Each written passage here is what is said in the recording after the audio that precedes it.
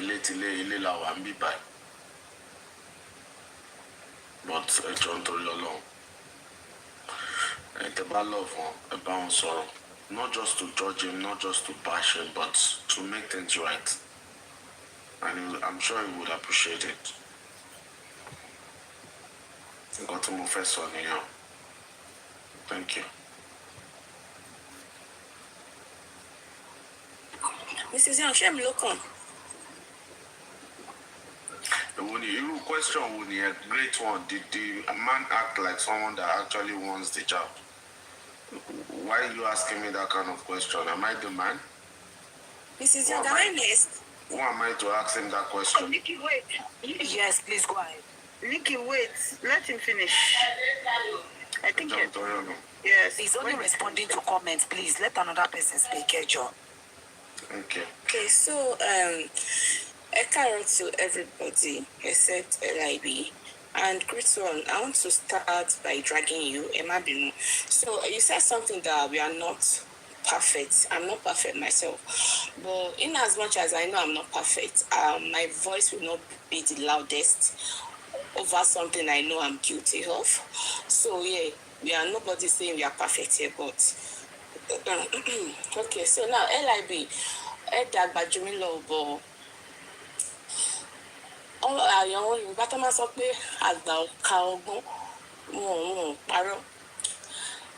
heard you speak ill of this woman. In fact, if I'm going to orí platform tí a bá ń sọ̀rọ̀ mi, the way you just come up and chipping this person's ọ̀rọ̀, and sọ̀rọ̀ failed marriage or not, you just any given opportunity you see, you talk down on this woman. So when you now came up in the box earlier to come and defend yourself, you are now saying that if you left for long, èèyàn tó bá fẹ́ fi nǹkan lẹ̀ for long kò ní máa lọ every now and then máa sọ tọ́tọ́tọ́tọ́. So that same way you were running your mouth, you've been running your mouth about this woman. I expected you to still run your mouth to defend yourself when you came up. You now wanted to go it's just like I want your mama tojayin tabawa fún a dose of your medicine. You now start saying you now start involving God. I was so disappointed when you involve God. Like, what has God got to do with this? Unprovoked, even from your FYP, they can come and testify the way you've been speaking about this person. Then I want your to one being because why are they begging you at 50 to be involved in your child's life? Ṣé tọ́ta yín bá kú lọ́la ṣé ọmọ tẹ́mi ò tí bí ló máa wá dúró sí ló máa lọ da yẹ̀pẹ̀ àbí ọmọ Mrs. Young ló máa wá da yẹ̀pẹ̀ sí orí grave yìí. So I don't know why they are begging you. You are old enough to make the right choice or the wrong one. So I'm not going to beg you to stand up, to get up and start fixing things. If you like, fix. If you like, don't fix it. And again, I kind of feel whatever resolution you want to start doing after this live stream, the thing that should top the list is your mouth. LIB, you have a running mouth for a 50-year-old man. You talk too much. I want information too necessary, you say it. And share this thing, this expose or this dragging that don't share saying it's a different ball game. And sorrow me, no sorrow. Unprovoked, you've been coming for this woman. And Auntie Tabashin Gummy, just suru penny, elo fishy perfume, keta mumara, mo need the level suru yetori, bubun koteting go for good 1 year, to then camera. Me only gbamora 2 days. Mati sing like a bird. Mati curry. So back to you, LIB. I strongly believe you're not a good person, and this is why. I said your baby mama now. Your cause she call you out. One temi woman tẹ́ lọ sọ fún pé you know that dragging tó ṣẹlẹ̀ like 2 weeks ago and like 2 months ago. Then Mrs. Young, if you can remember one day tá wà lórí live great one you know ẹ wà ńbẹ̀ o tí à ń sọ̀rọ̀ tí LIB wá sọ pé àwọn ti gbẹ́yàn kan sùn lórí platform Sisidupe ní pé ẹnìyẹn tí Mrs. Young wá ní ta ni tí great one náà wá ń rẹ́rìn Mrs. Young wá sọ pé ta ṣe mọ́ ẹnìyẹn great one tí great one náà wá sọ Mrs. Young was like that was a joke. That was a joke. No, even when this was a joke, a lady now typed that I'm like, why are you bringing our personal issue? So the point I'm trying to make is that, Sherry, for you, LIB, I think 95% of the problem you have is your mouth. You don't know when to stop talking. You don't know what not to say. You don't know what not to share. You overshare. You say these things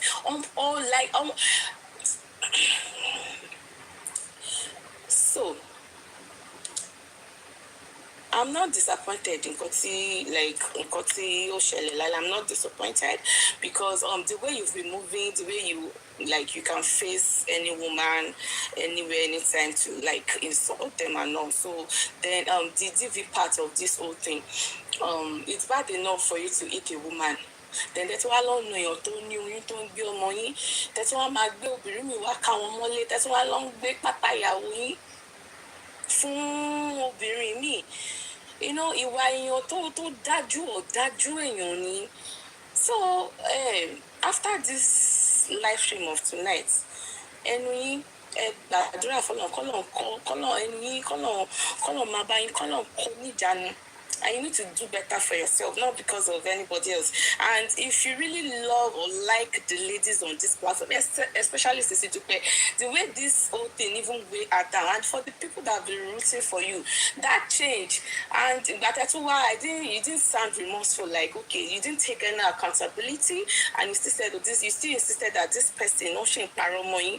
So between you, ẹlẹ́dàá yín tẹ́ bá ní conscience ẹ ó jẹ́ kẹ́ lè jókòó ní pé mo ti fuck up and Sisidupe and obìnrin yẹn náà lẹ́yìn tẹ́ bá ti lọ bẹ̀ wọ́n privately ẹ ṣì máa orí platform tẹ́ ti ń bá wọn jẹ́ náà ẹ ṣì máa apologize fún wọn publicly because the way the embarrassment the insult and all tó ṣe tẹ́ ṣe publicize ẹ̀ you still need to apologize to her publicly as well. Then àǹtí yẹn náà ọmọ tẹ́ ti ń tọ́jú látọjọ́ ẹkúṣẹ́ ẹkúdùsì fún yín ẹkú tọ́jú ọmọ náà. So LIB, may I not beg you to go and take responsibility of your child. ẹ̀yin lẹ mọ̀ ọjọ́ alẹ́ yín ló wù yín ní ọjọ́ iwájú yẹn but fuck up ti ṣẹlẹ̀ ó ti ṣẹlẹ̀ tó bá dẹ̀ jẹ́ aráàta náà ni kíní bá ṣe máa ganu sí ká máa bú ẹnìyẹn kó lọ́ọ́ máa sọ bá ṣe torí pé ó ti jẹ́ member of this platform ní ẹ ṣe wà lenient pẹ̀lú wọn. So nǹkan tí mo kàn fẹ́ sọ ní ṣókí ni do better for yourself, do better by your child. Fix up. Thank you.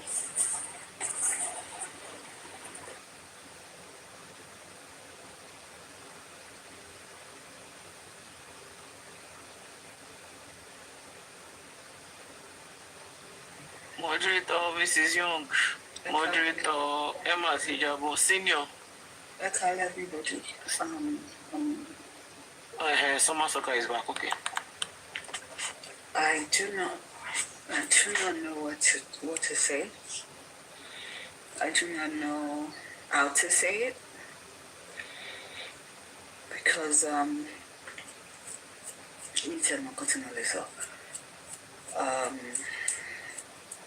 unfortunately it's I don't know.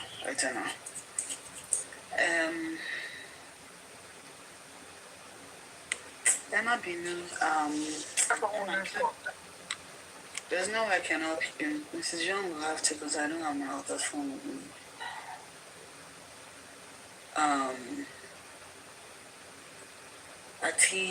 Everybody, I just want to say it, Joe.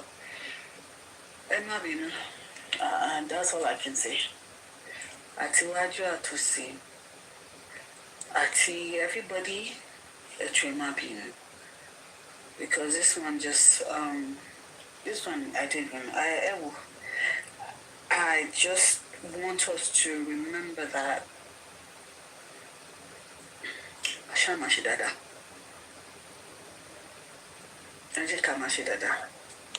And let's treat people the way we want to be treated. That's all I can say.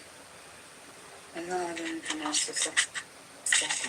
And to that first I can talk. Hello? Yeah. Hold on. I think Be Renewed has been here for a while, ma. Do you want to speak, ma? Yeah, so She's been here for a while. Sorry, Mr. Leko, when she's done. Yeah, she's been here for a while. thank you, my darling sis. I kálẹ̀ gbogbo ilé ẹ káàárọ̀ o, Sister Dupe ẹ káàárọ̀ o. I believe one of the reasons why we usually come to this platform is to learn.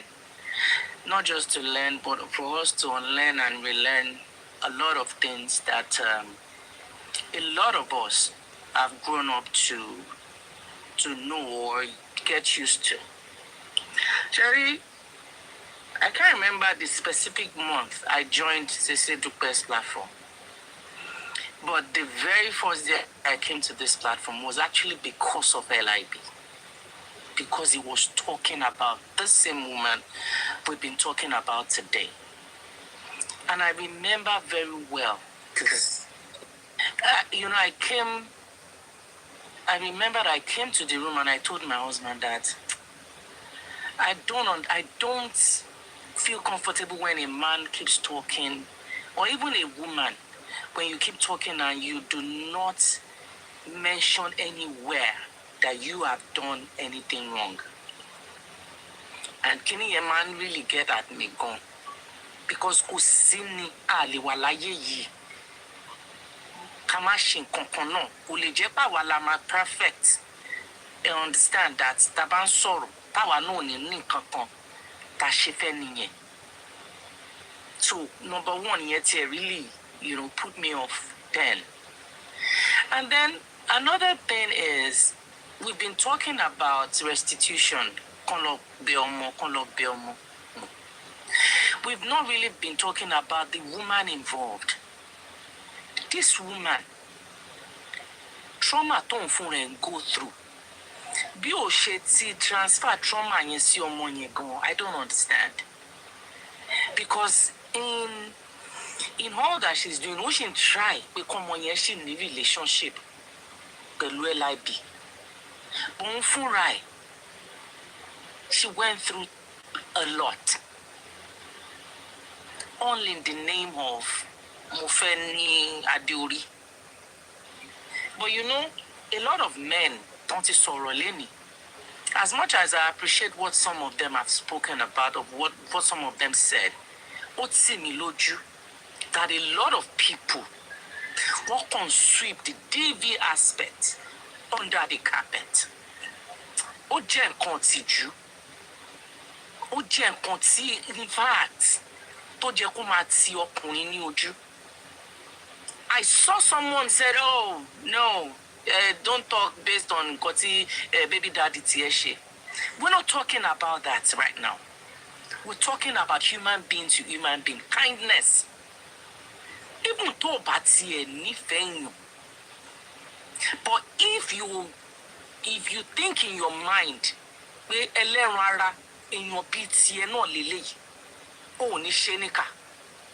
I'm telling you.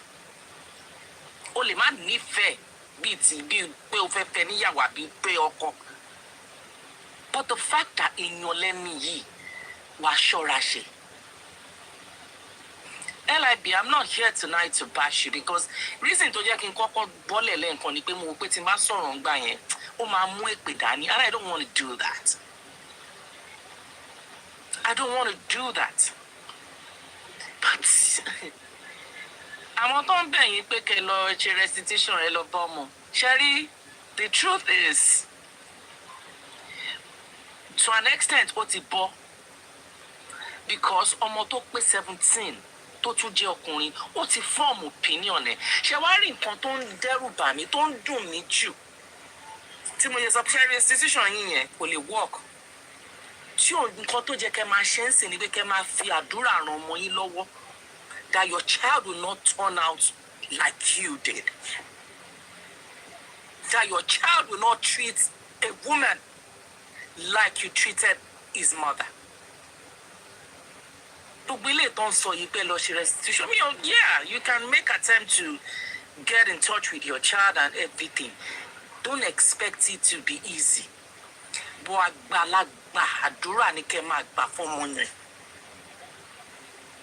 because you may not want to take it. You are a damaged man. And if you're not careful, you have damaged that child. And it is so pathetic.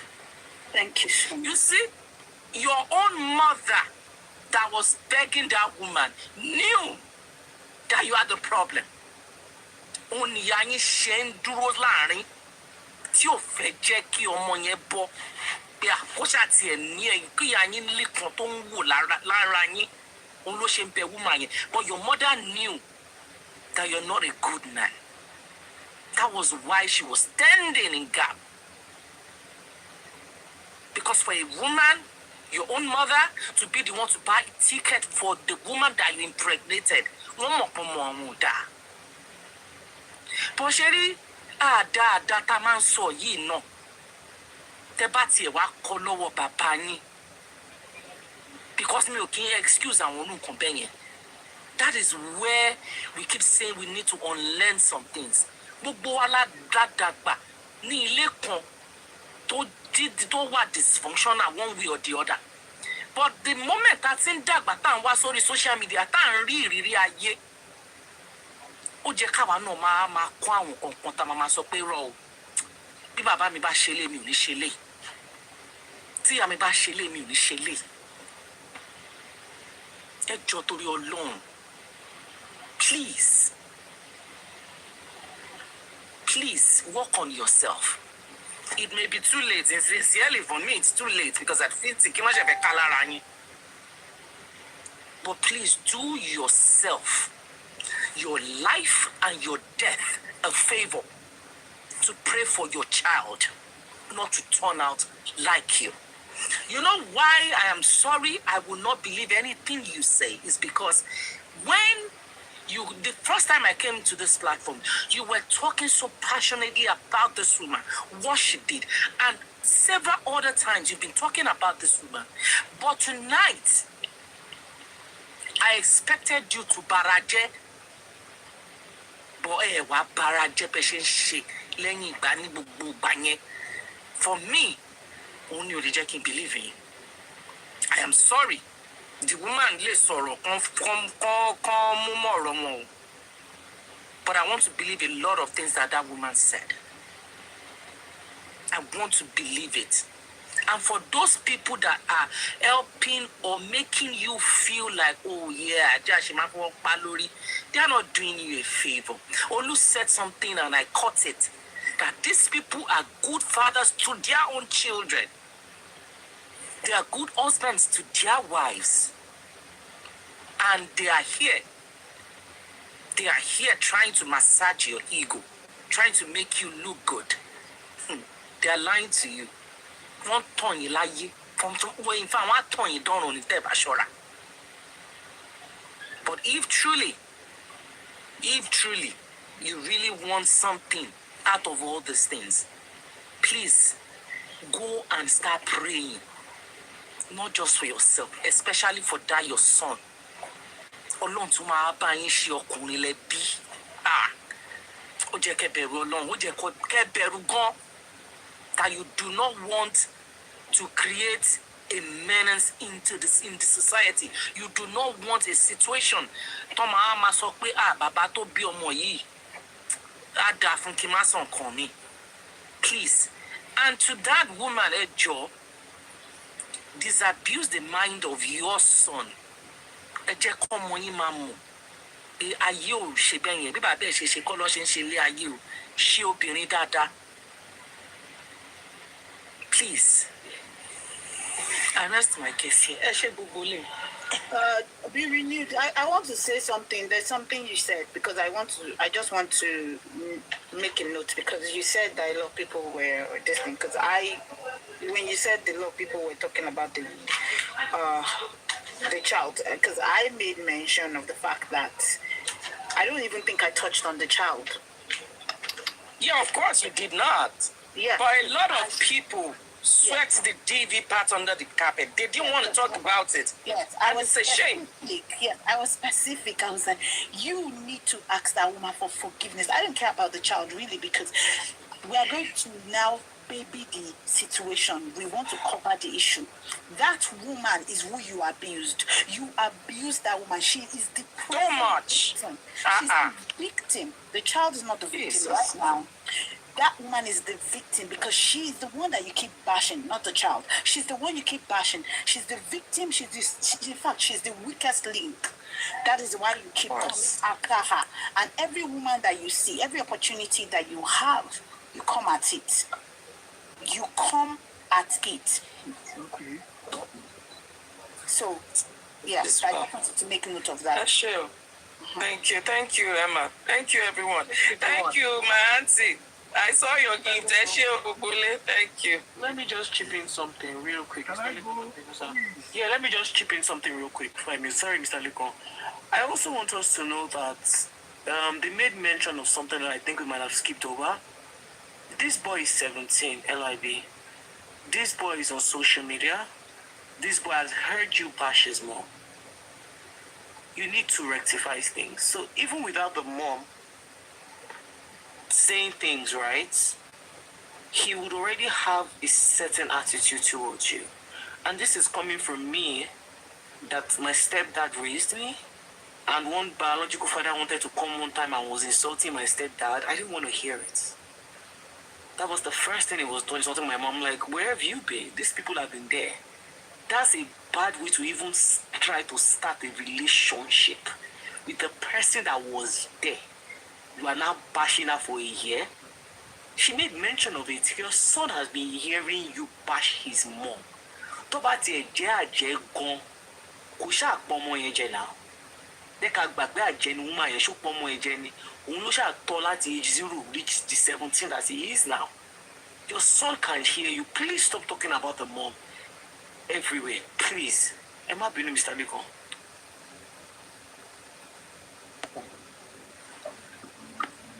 Liko, you can speak now. You can speak now. I love everyone. Thank you. Everyone, I just want to say you guys have been here for a long time, and I don't even know where to start. But Mr. Liko, please, can you help us speak up a bit? We can Okay. Can you guys hear me clearly now? It's better. Voice is low. Okay. Maybe let me get out of the speaker so that Okay. What about this? Yeah, I'm a manager. What about this? Your voice is still low, but you can continue. Okay. I will make it very brief. I've been coming on this platform. I want to thank everyone on this platform, particularly the host. She has been doing a wonderful job. I've been on this line for almost more than 4 hours. It's more than 4 hours. Even while I was driving, I still listening to everyone because I'm a man, and at this point, I'm not going to be be an hypocrite. Like I will say it the way it is. At least LIB, you have done what is 100% wrong. Because if from the beginning, the way I look at that story, it's like you don't want that woman. You would have let that woman to go on her own. You understand? You don't have to go to the level that you guys have to have a baby together. And I can't blame the woman because when you see somebody that shows you that they love you, of course. But at least that child will have be a priority. Take care of that child. Is it what? Because there is no excuse. Even if you are not even in the life of that boy, in which the woman wants you to be, you will have at least financially responsible for the child and come around and see the child, no matter what. Because I look at that woman, the way that woman sounded, she's very. I've never seen where the patient, where she got that patient from. But I will not lie to you. This is what we are talking about. I was guilty of it before. Maybe somebody will know. I was guilty of it before, but later I look at myself like, sometimes when we have a break maybe relationship or marriage or whatever. I know it's painful. It's not everywhere that we go that we have to talk about it. You understand? Because most time when we want to talk about it, we talk about what they did to us. We will not say what we did. We will not say it. And I'm talking about the particularly that side of that DV is very wrong. It's very wrong. It's very wrong. And I always tell men, let's learn. A lot of time we we have from depend on the family that we came from. We have some family that maybe that's the norm there. But I always tell God, I say, God, I will never raise my hand over my wife. And God has been helping me. Even when I get to a situation where it's very difficult, I will just walk away. I know it's very, but no matter what happens, that woman, she, I think she did her best. She even tried. How can somebody be talking about you for 1 year and she did not respond? I think you push, like me, I will personally talk to you, my brother. You fuck up 100%.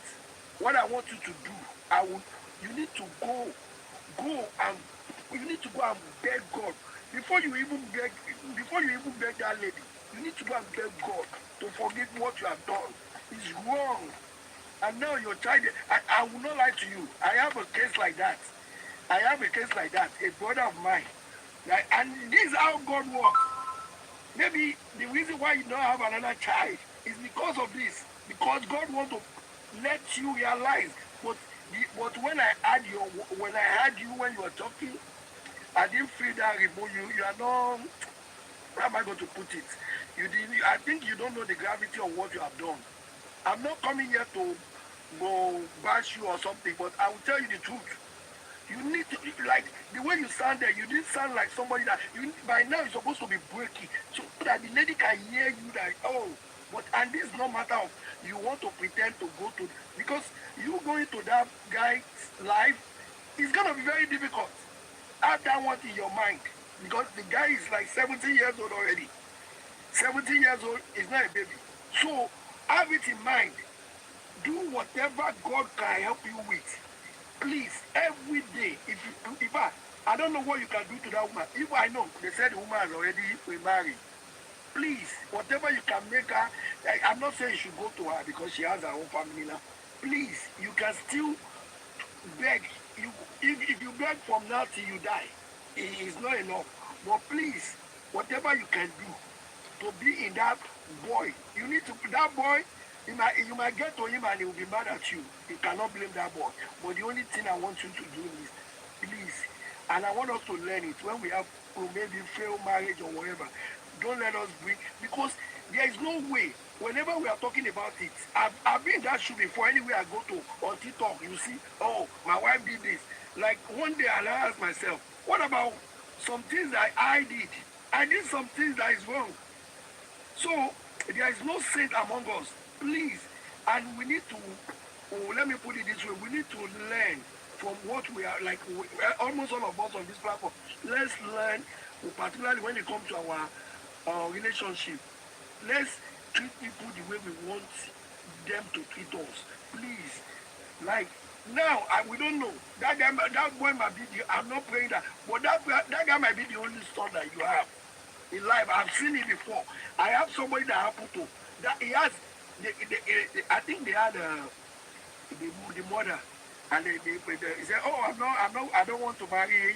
At the end of the day, as I'm talking to you now, he has only that boy, only that boy, and it will get to a level that you go anywhere you go to, they will tell you that there is your property outside that you need to go. And please, my brother, just don't argue. Just beg, and when you get to the corner of your house, beg God to forgive you. You have done something that is, in fact, is wrong. Please, I'm telling you, don't argue with that lady. Because, like, when I listen to her, almost everything that she's saying, she's not lying. I know where people are lying. Please, just beg her. Please, there is nothing. Sometimes, as a man, we have that ego. Leave that ego. Beg her. Tell her to forgive you from her heart. Even she can pray for you. I'm telling you. You guys don't have to come back as a relationship. Beg her. Let her be happy. And let that boy be happy, and God will forgive you. There is nobody that doesn't fuck up, but we need to accept. Let's leave that ego. Beg.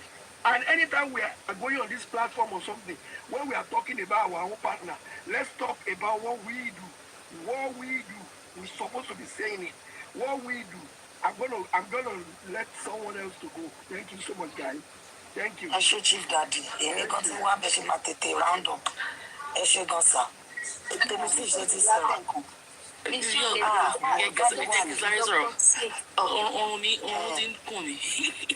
sọ̀rọ̀, tẹ́ bá ti sọ̀rọ̀ ẹ̀ ní sọ̀rọ̀. Ó dùn mí pàpà mi wà bí. Mo fẹ́ sọ nǹkan kan, mo fẹ́ fọ́ tébù. Am I comfortable? Sherry, hello everybody. Kale, everybody. Sisidupe, Nikki, Olu, Glue, Goldbee's comment section. Sherry, this is why I didn't come up earlier, and thankfully I was quite busy today at the clinic, so you need to do for you. Sherry, I want to focus on the woman. Should see Auntie Tabango. Some of us didn't believe it. Okay, I'm not gonna lie. In me, I just think it was BS from the start. You know, there's something called pattern recognition when it comes to psychology. Should well like be you know, probably if you were a third party, should well like be pushing the chote any kwawa ko change I became on there was one BS I was saying one day like that. Anyone you walk did she day could any she go. No, you see when down your bad sorrow, like you just check pushing low.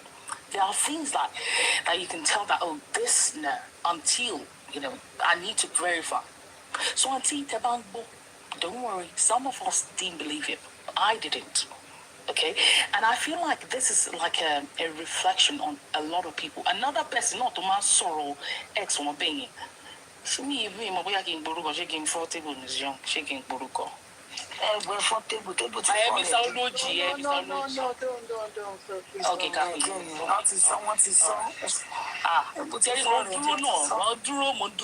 Cherry, and also, please, I also want to plead on behalf of everyone here. Sometimes when these men come up, Thomas Song or Bamioma are very derogatory. Do you understand? And I, as a woman, I feel somehow like I can imagine if any of course, I've not been, I'm just married. I don't have an ex-husband, but only imagine my ex-boyfriend come while on bad mouth me being in another platform. I won't be happy about that. So I feel like as a reflection, there have been times they put me my code in comments going, wow, this is getting too much. Yeah, it just come on, but probably maybe chiming in here and there, you know, because there have been times that we will do a lot of things, you know, back in it, you know. So Auntie Tabango Ele, I believe on Queen. I read through, and that's why I just go back. Time. Patience is very good. Auntie, second thing to move first, this person is a human being too. Because we always keep talking about 17-year-old. I'm a 40-plus-year woman, old woman. I have emotions. Okay, I can't imagine anyone abuse me. Echo, die feeling things. Echo, die. Everybody go push a segment. You know, this person, Auntie, you know, when you can't, okay, because okay, when you come on, Auntie, now, no, now. And it won't with the ego go brush it. And mama, no, Auntie, I feel your pain. You know, all of them are in, you know, I can only imagine because when you go through that, I'm going to imagine. And join you with the normal brain, a common karate and all of that. Okay? Because in your own, you're beating a human being. And they come and brush it in the future to my join one. I got something take a bag. Physical assault? Me, I just, and that's why I didn't come up earlier, you know, babe. Yeah. Auntie, so some of us saw you through that. So, I believe it. And I just also feel getting by me. Tell me, come back, questions in the comment section. Then you come back. Toban so story Taban Biri. It's their story. Yes, it is their story. But sometimes I don't tally. It's not common knowledge. In medicine, we still common things go commonly. Okay? Chuba common doing I'm a tackle, I'm a investigate more. Okay, let's look further into it. And also we cannot look further, you know. So we can keep quiet, but these kind of things will keep happening, you know. So, Auntie, please, I felt your pain. I think, you know, try like borrow long, along my buying to join my line, could just as on now to LIB, yeah, sincerely, to my feel where am I change? I'm just lying. So that's why I'm not going to speak to you so much. But I'm just going to say, tone it down when you speak about this kind of topics, you know, especially when you're talking about your partner. So Emma tone it down because, I'm going to say, you can't come up on the harassing. What are you talking about? I'm going to I want to say, me, yeah, well, it will shock me. But we sincerely. That one, I was surprised. But I mean, no woman, she man vibrate to you, man vibrate to me. So possible. But I never thought, I didn't think it was like me, she won't go. So that's, you know, Mushi, I'm still, me, so we woman empower, but Mushi, you know, but we are all the rotters or show thing. Nipa be what shall I find? She take pattern show to because me did go real. Miss Young, you take both pattern story me. You can't carry my pattern. You go. I need an explanation because I still have not wrapped my mind around that. Like, please, somebody should explain it to me. I've never Underwear, you know. Because we trouser pants, probably it was trouser pants, maybe. So it was straight by pata, it is straight by pata. I'm going now. Come on. And you please, let's teach them. And I make it, I mean, I buy a lot of these things and I go back, I teach my sons. You should never, on no account, put your hands on any human being. First, you should never do this. You respect human nature. And it'll be no in your no now. Can you consider if you can I brush it out?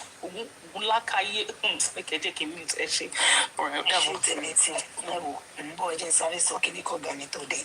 To leave him out for them as a good disease, great one. Ó dùn mí pé ti bọ́lẹ̀.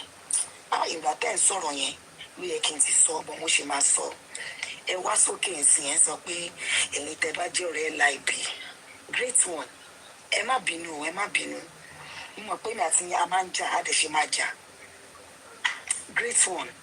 Mo máa call you out. Do you know that you are one of the people that enabled LIB?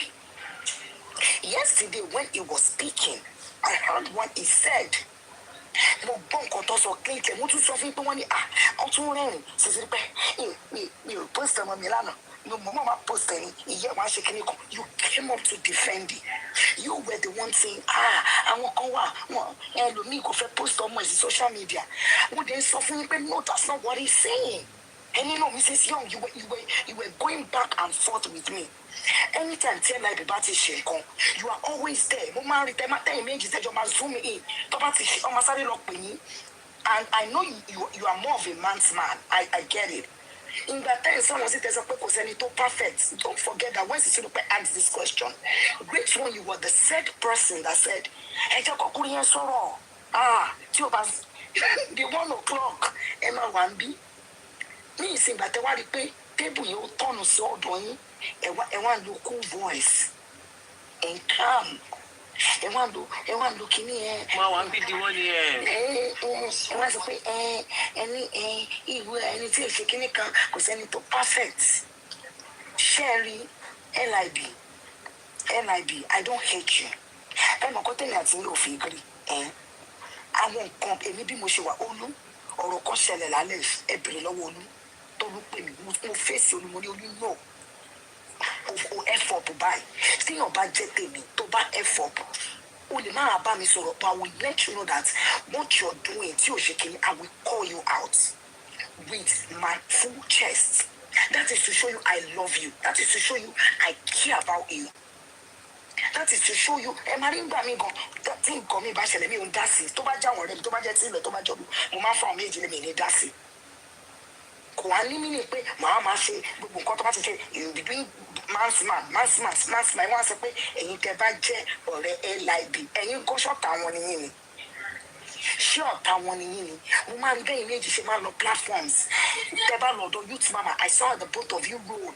kò sí èbúté ń bu obìnrin tán kò sí ọ̀rọ̀ tẹ̀sán bó ṣe máa ṣe nìyẹn àwọn bitter women àwọn tó lọ́kọ́nulé ẹ ti bu ẹ̀ mà darí ẹ ti bu èmi nǹkan darí kò sí èbúté ń bu àwa méjèèjì just because we are not those kind of women that will stood so low to some of the BS some of you are bringing out ẹ ti mọ̀ pé àwa máa dúró 10 toes down with our full chest ẹ wá sí ìbá ìfẹ́ wá ní kẹsẹ́ anybody tó perfect ẹ wá ń pàrọ̀ wà ẹ wò mí ò sọ pé mi perfect tó bá ti di tọ́nù tèmi ẹ fún mi lọ́rùn pa ẹ jẹ́ kí n mọ nǹkan tí mo ṣe ẹ nífẹ̀ẹ́ mi ni ẹ bú mi ẹ sọ gbogbo nǹkan tára tí n bá lè tẹ́kẹ̀ máa disable account mi mo mọ̀ pọ́ ṣe máa fọwọ́ du screenshot sí mi ìfẹ́ lẹ́nu sí mi tẹ́ fi ń bú mi but èmi tèmi kò lè jẹ́ bí ọmọ ẹ lè fi nǹkan mi bú mi ẹnì náà lè ọlọ́mọ jẹ́ kárí ayé ẹ̀sìn bọ́ bá dé ilé ọkọ ẹ má náà ti lé ilé ọkọ ẹ̀ bọ̀ kò ń ṣe bí kíyàn dájú di ọmọ tó bí ní inú ẹ̀ ọmọ tó fi ẹ̀jẹ̀ ara ẹ̀ bí and funny enough this woman is not even tracking you LIB tẹ́ bá rántí nígbà kan mo pè yín tí obìnrin kan fi ẹjọ́ yín sùn mí èmi ò dárúkọ anybody but I called you mo dẹ̀ sọ fún yín èmi ọ̀rọ̀ mi máa ń dàbí ọ̀rọ̀ kìnìún mo ní LIB ẹ lọ tọrọ ìdáríjẹsẹ ti ṣe obìnrin bí ìmọ̀ kọ́tẹ́mì ọlọ́run sọ fún mi lọ́jọ́ yẹn mo ní ẹ lọ tọrọ ẹ̀yin vivian kò sí ẹ̀yin mo ní ẹ ti ṣe obìnrin èmi ò mẹ́ni tẹ́ ṣe wọn àwọn orí tẹ̀lé ṣe wọn pọ̀ àwọn orí tẹ̀ ṣe wọn pọ̀ you need to go and seek God you need to go and ask for mercy you need to go back tó ń dì sí mi kẹ̀kẹ́ sẹ́jà dẹ́ wọ́n tẹ́wọ́n náà ẹ live life yín ẹ ṣẹ́kìnìkan ẹ rí ń sìn ẹ̀yin náà jókòó ẹ figure it out ẹ nàbẹ ẹ̀yin náà jókòó mi ò mọ yín o but deep down within you ẹ figure ẹ gbóra yín kẹ wò pé ṣé ibi tó yẹ kí n wà ni mo wà am I supposed to be in the state that I'm in financially with children and everything ẹ pera yín léèrè you know what I'm saying you understand èmi ò bá ṣe yín o èmi ò ní kẹ ẹ wẹ blọọkù mi ẹ má kí mi ẹ kún tún mi ẹ pé wọn á máa mọ̀ pọ̀ mi but the truth I will tell you don't listen to these people they don't love you. They don't love you. Ọ̀rẹ́ tẹ́ bá ní tó ẹ pé ẹni tí tẹ́ bá ṣe á máa gbè lẹ́yìn run away from them they are not good friends. Àwọn ọmọ tí wọ́n fọwọ́ bò wọ́n mọ tí olóńsọ nǹkan lánàá all these people they are in the life of their children. Ṣẹ́yìn lè bú àwọn ìyàwó wọn tó fẹ́ sínú ilé ṣẹ́yìn lè bú wọn. Tó bá sọ pé ìyàwó wọn ṣe wọ́n ṣọ́ bí yín dá àwọn máa join wọn máa bú àwọn ex yín. Ẹ má gbàgbé pé ẹjọ́ bímọ pọ̀ o.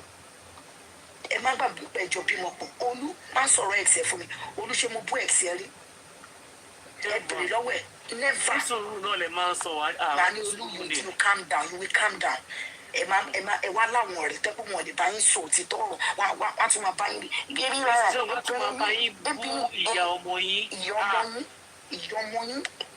irú àwọn ọ̀rẹ́ wo nìyẹn ìyá ọmọ yín tẹ́yìn bá tiẹ̀ ń bú wọn àgbà èwo wá ní káwọn supporters club wọn tún máa bá yín bú women akínìkan ẹ gbúrú mọ́rẹ́wìn èmi ẹ̀fà yín fún Jésù 2 Corinthians 5:17 say if a man be in Christ he is a new creation ó ti sàpàṣẹ wẹ̀ èmi ò ní fún yín lọ́rùn pàjù torí Jésù ni mo fẹ́ kó ẹlẹ́ṣẹ̀ bí kò ṣe ronú pìwàdà ẹ̀fà yín fún Jésù ẹ ṣe go bees ẹ ṣe ẹ má bínú go bees.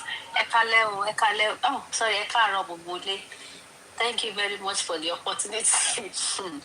Ẹ ṣé tẹ́ jẹ́ kí n parí shift mi dé ibi tó lápẹẹrẹ. Ọjọ́ ń bọ̀ lolúwa wí o. Èmi mọ̀ pé ọkùnrin yìí ṣe máa ṣẹ̀sìn o. No, ẹ̀sìn awọ́rò lélẹ̀ wọ́n ṣe ẹ̀sìn because ẹ ní láti gbọ́ tí màá yé bá ń sọ̀rọ̀ nípa x y wọn ní other platform not even this platform. Ẹ ní láti gbọ́ tí màá yé bá ń sọ̀rọ̀ nípa obìnrin. Ojú àdè máa ti èèyàn téèyàn jẹ́ obìnrin fúnra yàn pé kí ló dé tẹ́ ẹ̀ sọ̀rọ̀ báyìí nípa obìnrin. You need to see the way you usually rubbish women. It is too much. Láti ẹ̀wà mọ̀ páwọn ganan ní mẹ́ńtà tó ń wò ní àrùn. Mo pity unfortunate person tó tún máa fẹ́ yín o. Eegun eléegun gbà ní àgbákò. Ẹni téèyàn gbọ́dọ̀ jírí láàárọ̀ kùtùkùtù. Ẹ̀yin tẹ́ ẹ mú ẹni tó lóyún fún yín tẹ́ ẹ lù. Ẹranko ló ń kú yẹn o. Ọlọ́run platform yìí Sisidupe náà lọ lè wo wèrè náà lè wo everything o àtìgbà tí mo ti ń wá sórí platform yìí mo ti mọ̀ pé máa yẹn ni wọ́n ní ọdẹ orí wọn pé wọ́n ní láti gbé wọn lọ yẹ̀wò ẹ̀wù ayé yín bó ṣe rí at 50 ẹ ṣe birthday no children no wife our ex girlfriend yín wà bẹ́ẹ̀ you were busy blushing on the or you were busy blushing here pé you were surprised you were really happy ó yẹ yín gan kò yẹ yín o ẹ ṣe ẹ̀sìn lọ́jọ́ yẹn ẹ̀ kàn mọ̀ pé ẹ ṣẹ̀sìn ni ẹ̀dẹ̀ tún sún ọjọ́ ìyá yín ẹ̀ tún sún síwájú ẹ̀yin bàbá òṣì báyìí tẹ́ ẹ ń bá gbé tẹ́ máa fáwọn èèyàn lóyún tẹ́ ẹ̀ ní wò wọ́n ẹ̀yin lẹ máa ń lọ káàkiri ní lọ́nà tẹ́ máa béèrè pé kí náà sè ìgbà tó yẹ pé ọjọ́ àárọ̀ yín ẹ̀ lù dáadáa ọ̀sán ìfẹ́ lù bálàbù alẹ́ ó tún ti bọ́ ó ti bọ́ lọ́wọ́ yín o àwọn tó ń pàpà yín tó ń fọwọ́ ra yín lórí wọn help ayé yín rárá ó yẹ kẹ́ ẹ lọ sùn ohun tọkùnrin máa ń sùn ṣùgbọ́n mo rí èrò pé mi èrò pé ẹ lè sùn mọ́ because ẹ ti bọ́ sí kọ́tà tó wọn wá tún sọ pé kọ́ rọra sọ̀rọ̀ sí kẹ́ má bàa kẹ́ ẹ pé torí pé ẹ ní bp lọ́ọ̀ dáríjì ní bí n bá sọ pé pẹ́kẹ́ tó ẹ ti understand torí ẹ fit láti wà láwùjọ àwọn èèyàn ẹ bí ọmọ ẹyọ kan ṣoṣo ẹ̀ra ọ̀yẹ́ náà fẹ́ ra nǹkan £75 ẹ̀rá tì ayé ń ṣe yín o ẹ̀ kì í ṣe bàbá gidi mo ṣọ̀pẹ́ ẹ̀sìn máa gbọ́ ẹni tó máa bímọ fún yín ní 9 minutes yìí ẹni yẹn lànà ẹ̀ ṣe mí torí pé ó ti kàgbákò tó máa sìn tó máa fi kú láyé ẹ̀ nìyẹn torí irú yín téèyàn bá jí irú yín láàárọ̀ bí yẹ kéèyàn padà lọ sùn ní pé mo ṣorí gbé láàárọ̀ ẹ̀ ṣùgbọ́n kò lè dùn mí fún yín bẹ́ẹ̀ ṣe fẹ́ lọ ayé yín lẹ́ṣẹ̀ ń lò yẹn ó dẹ̀ ẹ má sọ fún wọn pé kán lọ bẹ ọmọ kankan o ó ti bọ́ o ẹ jẹ́ ká sọ reality fúnra wa ó ti bọ́ bọ́ ọ̀nkú ẹ rọra change orúkọ yín torí ẹnìgbẹ́ tí mo bá ti gbà fún tèmi náà bá ti rí yín màá máa jẹ́ káwọn èèyàn mọ̀ pé ẹranko ni yín worth láti máa gbé láàrin àwọn èèyàn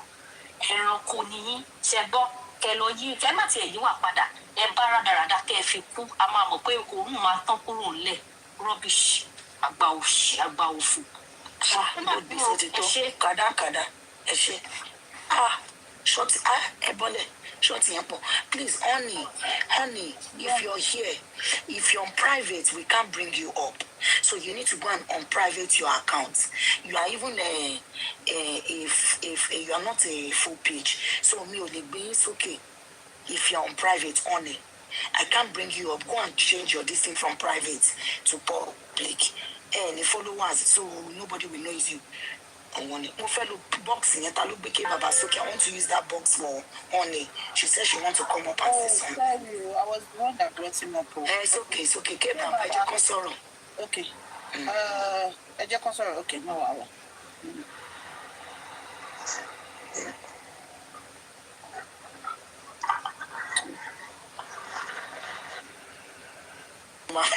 Hello. Okay, we can listen. This is young. Are you hearing? We can hear you. Go ahead. We can hear you, sir. Okay. Can you hear me? We can, sir. Go ahead, sir. Thanks so much. I've been on this platform for over, I think from 10. The moment we started the life. And I've been following it bumper to bumper. Got to move on there, you deep go. Ele, ó deep gone. Mr. Dupe, mo kí iṣẹ́ takuntakun tẹ̀ ń ṣe o. Ẹ wo, calling léyìí o. And I want you to know that you are ń ṣe gbogbo ẹ̀ tó bá nǹkan tẹ̀yìn ṣe yìí iṣẹ́ olúwa lẹ̀ ń ṣe. Mi mọ̀ bóyá ìwà ń bẹ̀rẹ̀ bóyá ẹ̀ ń gbọ́ mi o. You are doing a good job, a great job. Táwọn kò bá yìn àwa yìn àdé ń gbàdúrà fún yín. Ṣé ń gbọ́ mi? À ń gbàdúrà fún yín. You are doing a great job. Please keep it up. Yeah, I think I need to Mr. LIB. Gender mi. In fact, mo ń gbọ́rọ̀ ọ̀rọ̀ yẹn ó dẹ̀ ń ṣe kìíní. Ara mi ń gbọ̀n, mo ń ní goosebumps. Ó dàbí pé mi ò orí mi kí ló ṣẹlẹ̀ kí ló ń hapun eléyìí dìbò gan o ẹni láti in fact you have to sit down and begin to reminisce ibo ni mo where am I as I now ibo mo ń lọ mo gbọ́ gbogbo sórí yẹn wá dàbí pé ṣé ilé ayé yìí náà dẹ̀ lè ti ṣẹlẹ̀. ẹni láti lọ tó bá o ẹ láti lọ tọrọ dáríjì ó máa tẹ nà tó gbé ọmọ yín sínú ẹ tún nà ó máa yẹn ẹlẹ́dàá ẹ̀ jà rọ̀ nǹkan tó ṣẹlẹ̀ ẹlẹ́dàá ẹ̀ ó ń jà seriously ládùúgbò sọ ẹ mọ̀ pé tẹ bá gbé ọwọ́ lu obìnrin ẹ mọ̀ pé ara yín lẹ̀ ń ṣe ṣá ara yín lẹ̀ náà ẹ̀ ń gbé ọwọ́ lu obìnrin tó gbé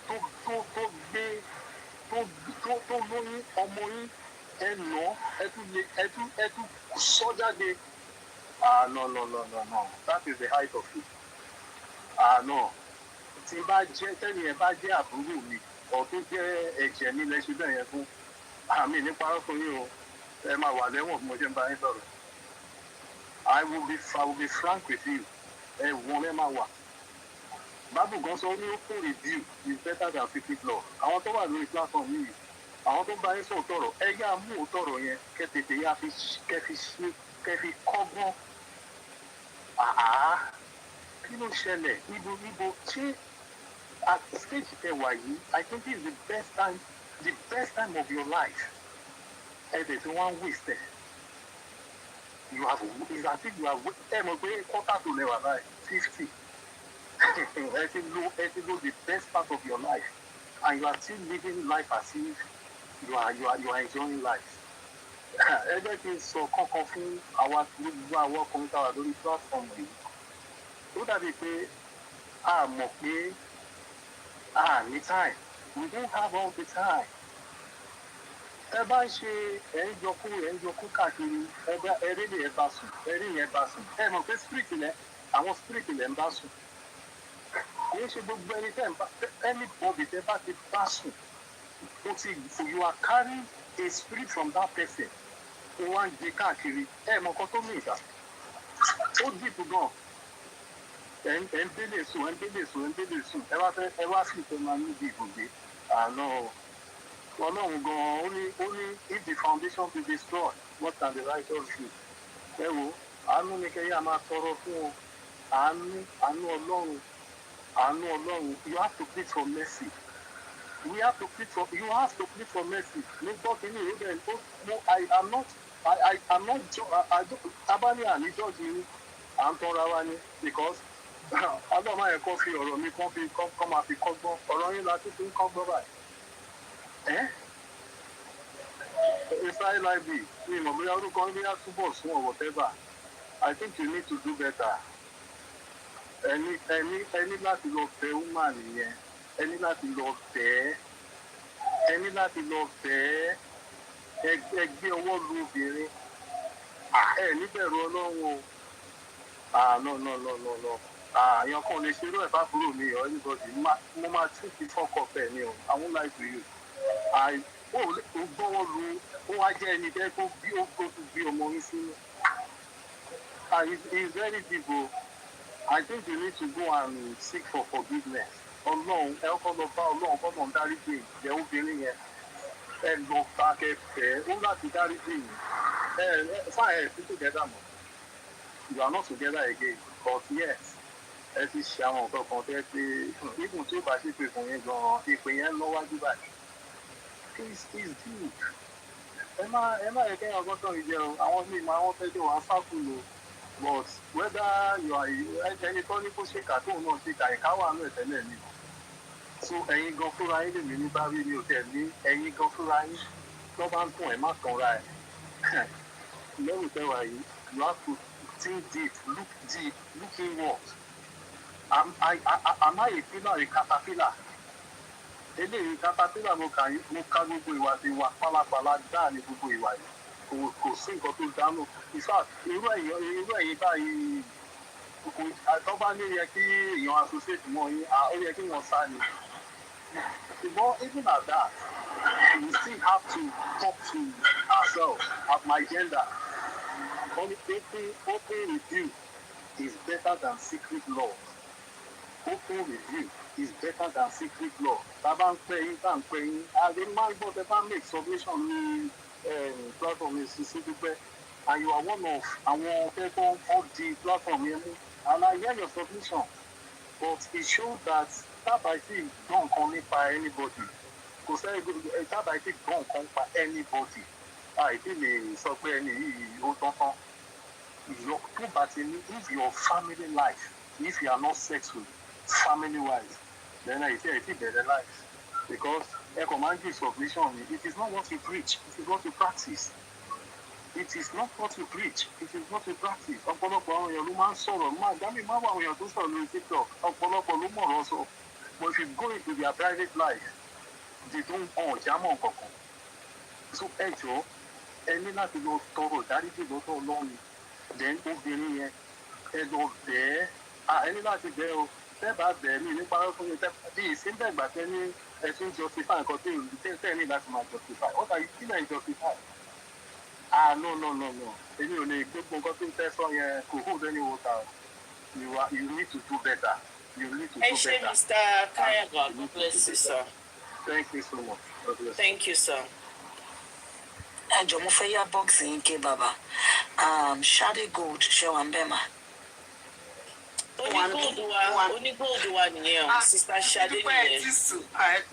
Sister Ṣadé nìyẹn, I've been on the phone. Sister Ṣadé nìyẹn fóònù tí ẹ bá mọ̀ wọ́n. Àwọn náà ń ta góòdì, original 18 karat gold àwọn nìyẹn. Ẹ tẹ̀lé wọn bẹ́ẹ̀ yẹn, ẹ store nọ́mbà wọn. Ọjọ́ tó wo góòdì bá ti pé, kẹgbà Sister Ṣadé láago, tẹ bá dẹ̀ fẹ́ máa jẹ́ kán ṣe díẹ̀díẹ̀ tó yá kẹ́kọ̀ọ́ sí wọn lọ́wọ́. Ẹ sọ pé tẹ bá ti sọ pé mi ni o, tẹ bá dárúkọ mi wọn ò ní gba san díẹ̀díẹ̀ lọ́wọ́ yín o. Tẹ bá sọ pé mi ni wọn á gba san díẹ̀díẹ̀, kò ṣe san díẹ̀díẹ̀ ẹ̀yin olóṣù mẹ́wàá o. Ẹ má kó bá wa o. Tó bá dẹ̀ jẹ́ pé ní old gold. Àtàyè bá ti wà ẹ bá mi gbé Mr. Larry mi. Tẹ bá dẹ̀ ní old gold, ẹ fẹ́ kán bá yín sọ di tuntun, Sister Ṣadé can do that for you. Àwọn design wọn dẹ̀ bed, àwọn kò ṣe common design wọn ni, àwọn bedders. Ó yá Sister Ṣadé ẹgbẹ́lu sí mic. Ẹ ṣé Sisidupe, God bless you, I appreciate you so much. You're welcome. Good evening everyone. Mrs. Young, Nikki, Olu, Temiti, everybody, in fact, àtàwọn tí mi ti ẹ̀ bọ̀ gan, everybody have spoken so well. And Sisidupe, I really appreciate what you're doing. Ọlọ́run nìkan ló máa san yín lẹ́san rẹ̀. Sherry, I've always listened to LIB, and I don't know what I just made up, what I just concluded. Hello, can I go ahead? Yeah, I just wanted to know because I thought I left. Okay, I'm here. Oh, okay. All I've just concluded, each time he speaks is, I'm sorry to say this, but Kocha concluded, I think this man is from a dysfunctional setting, kind of, because each time he speaks, I know he speaks out of bitterness. But the bitterness, I totally don't understand, as in the perspective is coming from, I don't understand. But the truth is, he has done what is evil. That's the way I can look at it. Evil, kidding. Because if she was okay, no,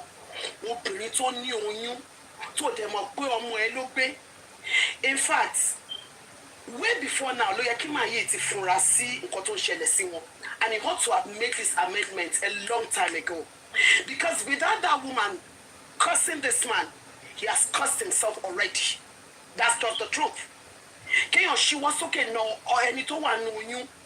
And she don't have any movie anymore.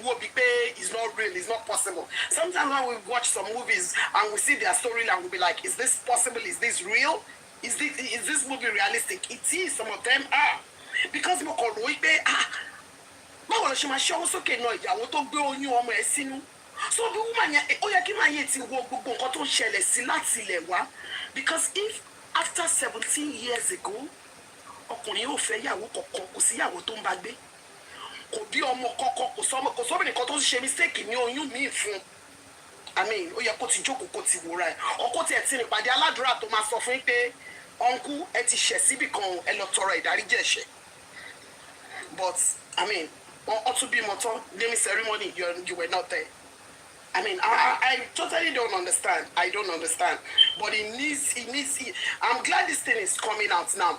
And you know me, Madam, if this man takes all what everybody has said, if he can hold it, come and feature, confess your word to, let him now sleep and ruminate over what everybody has said and make it right. because you know why? Ṣé àwọn arúgbó kan tá máa ń rí tí à ń jẹ wọ́n sìn? Ẹ má jẹ́ ntọ̀ yín, nǹkan tó ti ṣe láti ilẹ̀ wá, olófìyà jẹ wọ́n o. There are some old people, you see them. Èèyàn máa wò ó pé èèyàn máa ṣàánú ń gbà yẹn pé kí ló dé tí à ń jẹ ìyá ìbáyìí, kí ló dé tí ìyá ń jẹ bàbá ìbáyìí, ṣé kò bímọ ni? Ẹlòmíì foundation ẹ̀, Bible ti sọ pé the foundation is destroyed, what shall the righteous do?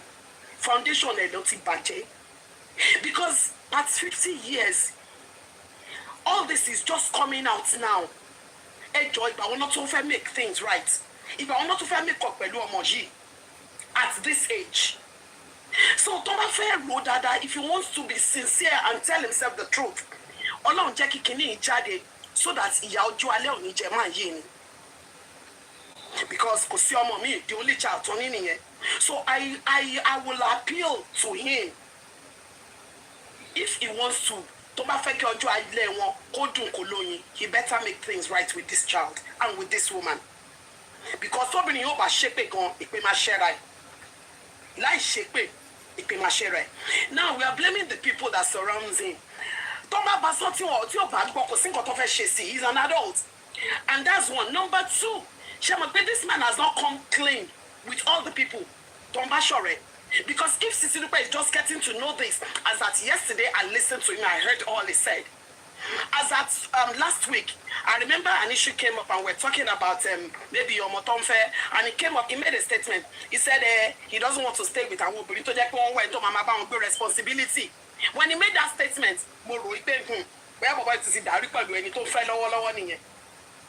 so what are we now saying? So he has to sit down, kóró ipe Ọlọ́run nífẹ̀ẹ́, Ọlọ́run fẹ́ kí ìyà ọjọ́ alẹ́ kó jẹ́ ní gbogbo ẹ̀ ṣe bọ́ síta ń sìn. And the earlier he makes amendment, the better for him. Because ọjọ́ alẹ́ yẹn àrò a máa ń rò kó jìnnà nígbà kan, kó jìnnà mọ́ o. It's just at his fingertip. So if he loves himself, he should just stick to what everybody has said. And another thing, Timothy noticed that somebody said earlier on, remorseful, which is truth. When he came up, he didn't sound like somebody that was feeling bad. Because if he had come up to say, okay, wọ́n ti gbọ́ gbogbo nǹkan tí everybody sọ, òun ṣe obìnrin, àtẹ̀lé ìtàn lòun ṣe, ẹjọ́ ẹ bá mi bẹ̀. Ṣé àmọ́ pé this what everybody will be saying will be a little different. People will still bash him, but àwọn èèyàn bá apologize pé okay, I mean, ó ti show he's sober. Let's appeal on his behalf. Let's apologize on his behalf. But he came up and he was still shutting Mrs. Young up. No, that is totally not acceptable. Àwọn ọmọ wa àwa náà bímọ obìnrin tí ọkọ bá treat àwọn ọmọ wa bíi ti ṣe nǹkan tó bá bímọ obìnrin tó bá treat ọmọ ẹ̀ bó ṣe treat woman yẹn ṣé inú ẹ̀ máa dùn sí. And this is a lesson for everyone. I'm sure this thing we are discussing this night, there are some men on this platform, they are still doing the same thing. It's a lesson. It's for them to sit down. Am I doing what is right? Am I doing the right thing? Because this man, I'm sure he never would have thought this would come up today. He wouldn't have thought of it. But see the way God does this, he does his own thing. So gbogbo àwọn ọkùnrin tó jẹ́ pé they believe tó bá yá ọmọ wá bàbá, tó bá yá ọmọ wá bàbá. It's no longer like that o. Àwọn ọmọ kan rán bàbá mọ́ o. Àwọn ọmọ kan ṣe bàbá yẹn náà ló block bàbá yẹn fúnra rẹ̀. God will help us. As a mother, as a father, let's be in the lives of our children. Àwọn ọmọ sin àwọn ilé àwọn tó ṣe kíni èèyàn ṣì ń gbàdúrà kọ́ náà ṣe wọ́n láláàánú fún yàn ká tó wá sọ pé àwọn ọmọ téèyàn ò sí ní láì fún wọn. Àdúrà wo lèèyàn fẹ́ gbà? It is where God will help us all. I meet my... should go, Auntie Shade. That was a powerful submission. Honey Lovette, Shewambe.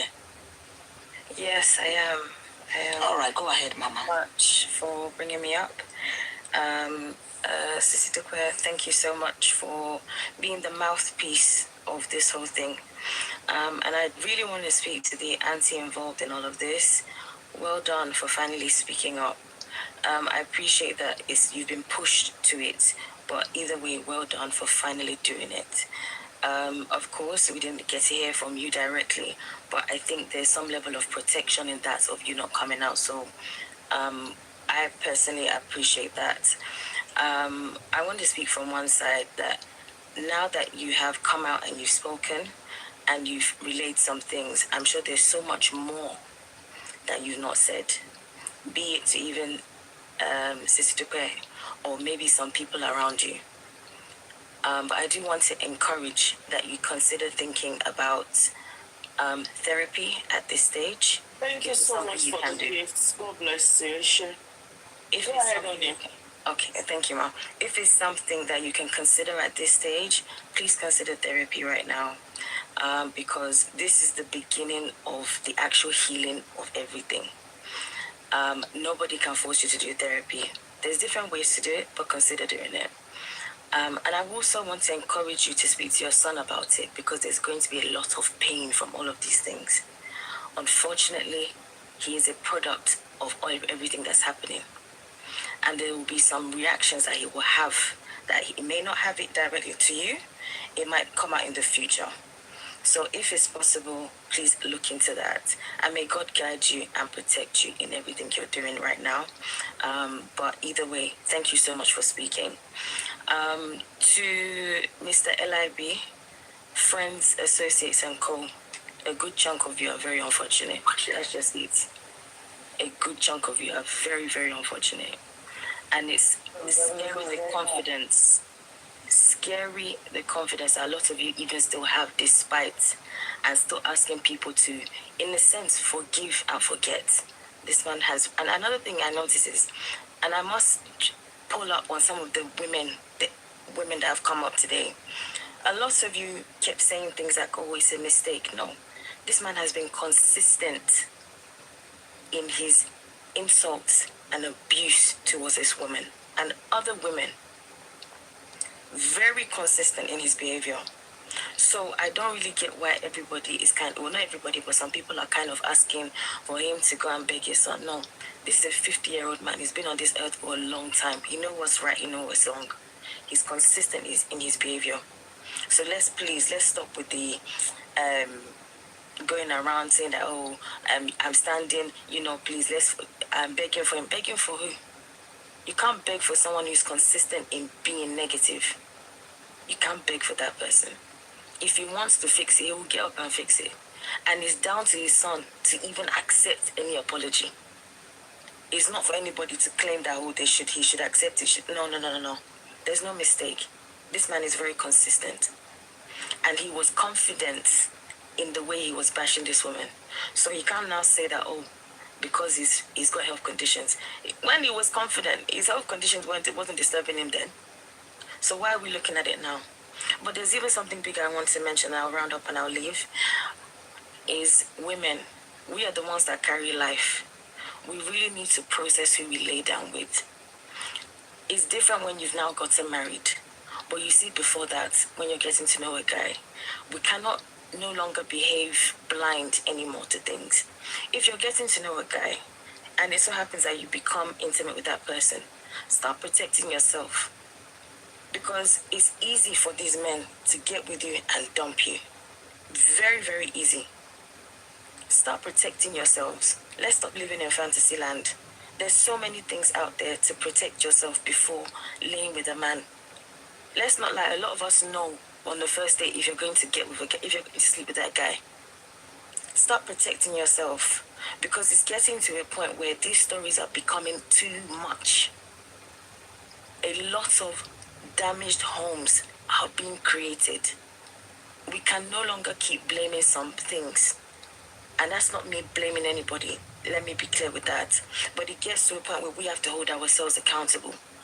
We live in a world now where there's protection out there for women. What are you doing to protect yourself? Just because he says sweet words to you doesn't mean he wants to be sweet with you for life. And just because you've gone through life doesn't mean a guy is going to come and save you. We're no longer in the movie world of, oh, the handsome prince will come and save the village girl. Be realistic about your life. Even if you've had children already and you're looking for a partner, protect yourself. You don't know the intentions of anybody. All you know is yourself. Protect yourself. Because now the work that has to be done to heal this woman and to heal this boy, and pray that when he gets married, when he sees good life, that it's not going to come out in a different way to his own future children. It's a lot. And 17 years of dealing with a rubbish father is not something you can fix in 5 minutes. But yeah, either way, thank you to everybody You've given wonderful. Thank you, Wale. Thank you so much. Mr. Larry. Mr. Larry. She go my she Mrs. Young. She Sisidupe mi mo boya she wa nbe. Yeah, I'm here, sir. Okay, ejo mo fẹ́ bẹ̀ yín ní nǹkan kan ni mi mo bóyá mo lè bá yín sọ̀rọ̀ privately later in the day. Okay, sir. Yes, ma'am. So, nǹkan tí mo kàn fẹ́ add ni pé ṣe rí gbogbo àwọn tí wọ́n sọ̀rọ̀ mo rí pé a lot of people wọ́n sọ̀rọ̀ pẹ̀lú ìtara. Wọ́n sọ̀rọ̀ pẹ̀lú pé a lot of people were so bitter and disappointed. Torí pé ẹni tá à ń sọ̀rọ̀ èyí èèyàn tá really love ni. Èèyàn tá respect ni. Ibi tá gbé sí kọ́ láti bá. You know, I personally am so disappointed because yes, kì í ṣe nǹkan tó ṣe lánàá, ó ti ṣe 17 years ago. Títí wọ bóyá 6 years ago. That was the last time tí ó máa ní àwọn tó communicate pẹ̀lú ọmọ ẹ̀. But at the same time, mo fẹ́ rọ gbogbo wa pé ká ṣe sùúrù because Mrs. York ti bá quote Bible yìí wrong, correct me. Jésù ní pé a fẹ́ ṣubú ẹlẹ́ṣẹ̀ bí kò ṣe pé kó ronú pìwàdà. You know, I personally mo wish pé kí LIB change. Mo fẹ́ rí new person nínú ẹ̀. Mi ò gbàdúrà destruction fún. Mo rí pé àwọn èèyàn ti sọ oríṣiríṣi báyìí ló máa ṣe báyìí. Mi ò gbàdúrà ikú ẹ̀. Mi ò gbàdúrà ìsọ̀fún. Mo gbàdúrà kó jèrè ọmọ ẹ̀. Mo gbàdúrà kọ́lọ̀ bá tún life ẹ̀ ṣe. Gbogbo bí tó bá ti ṣàṣìṣe kọ́lọ̀ help ẹ̀ kó tún gbogbo ẹ̀ ṣe fún. Àdúrà tí mo fẹ́ ṣe fún lálẹ́ yìí nìyẹn because kì í ṣe nǹkan tó easy especially ṣe mọ̀ pé bó ṣe ìyá ọmọ yẹn o lè claim pé inú ló bí ẹ kankan ló ṣẹlẹ̀ ńgbà yẹn bẹ́ẹ̀ ọmọ tó bí gangan ṣínú ló bí ẹ tó fi àbánà because a lot of time ni mo ti gbọ́ tó yẹ kó máa ń sọ̀rọ̀ nípa báwọn obìnrin àbí àwọn bàbá mi ṣe àwọn ọmọ ó ìsọlálẹ̀ tó dẹ̀ confam pé òun ò indulge DV níbi tóun máa fi ṣe àti gbogbo story yẹn dáadáa ń gbà yẹn ṣé wọn because ìgbà tí mo kọ́kọ́ ń gbọ́ táwọn èèyàn sọ̀rọ̀ mo bá wọn lẹ́nu ọ̀rọ̀ yẹn ni ara pé máa yí ẹ ṣe ń sọ̀rọ̀ ẹ̀ báyìí bọ́ ìgbà tí mo gbọ́ kínní ara mi wálẹ̀ ojú tì èmi gangan fún ara mi because èèyàn tí mo mọ̀ iṣẹ́ mọ̀ physically ni kì í ṣe pé mo mọ̀ lórí platform yìí nìkan and mo fẹ́ rọ gbogbo wa ẹ jọ̀ọ́ àdúrà ni ká ṣe ẹ má jẹ́ àṣepè àdúrà ni ká ṣe fún kò sí nǹkan tó lọ́hùn ò lè ṣe ìyàwó ẹ̀ tẹ́lẹ̀tẹ́lẹ̀ tó sọ̀rọ̀ mo rí pé èèyàn tútù ni mo kàn gbé pé ok ó lè gbogbo nǹkan tó sọ ó lè má ju òótọ́ bẹ́ẹ̀ kì í ṣe èèyàn tó nínú líle because tó bá pé ó nínú líle kì í ṣorí platform yìí ló ti máa fẹjọ́ LIB sùn ọ̀tọ̀ níbi tó máa gbé ọ̀rọ̀ ẹ̀ lọ. Mr. Larry, I have a question. Yes, ma'am. Why are you yes, doubting the woman and believing? No, I'm not doubting. Okay. Emma, I'm not doubting. I'm assuming. Because there's always a benefit of doubt in everything. She understand? I'm not doubting. Ṣé mo pé ìgbà tẹ́lá bí sọ tó wá sọ̀rọ̀ ó sọ̀rọ̀ pé woman yẹn kọ́ gbogbo nǹkan tó sọ kì í ṣe bó ṣe rí nìyẹn àwọn ò tí ì gbọ́ nǹkan kan gbà yẹn.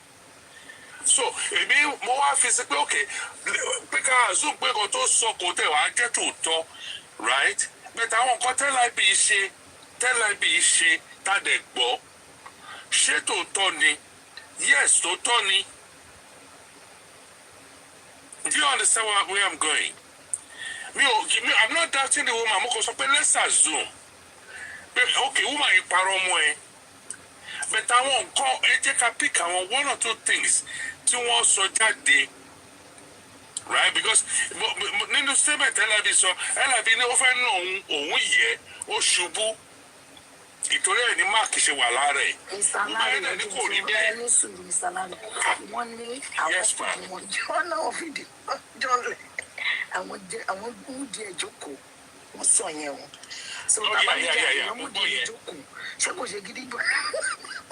In fact, ṣe ti ọ̀rẹ́ sá ṣe rí ìgbà tó sọ statement yẹn ọ̀tọ̀ níbi tó kàn mí lọ bẹ́ẹ̀ ni pé kọ́ calm ẹ̀ down pé woman yìí relax woman yìí kí ló ń ṣe é bí mi ṣe rò ó sí nìyẹn because tíyàwó tèmi thank God pé mi ò sí ní situation yẹn pé tó bá tẹ̀ wá lọ ṣẹlẹ̀ pé ìyàwó mi tẹ̀ wá ń gbígbóná wàhálà ṣẹlẹ̀ màá kọ́kọ́ wá bí ṣe máa calm ẹ̀ down màá kọ́kọ́ wá bí ṣe máa calm ẹ̀ down because too wrong doesn't make it right.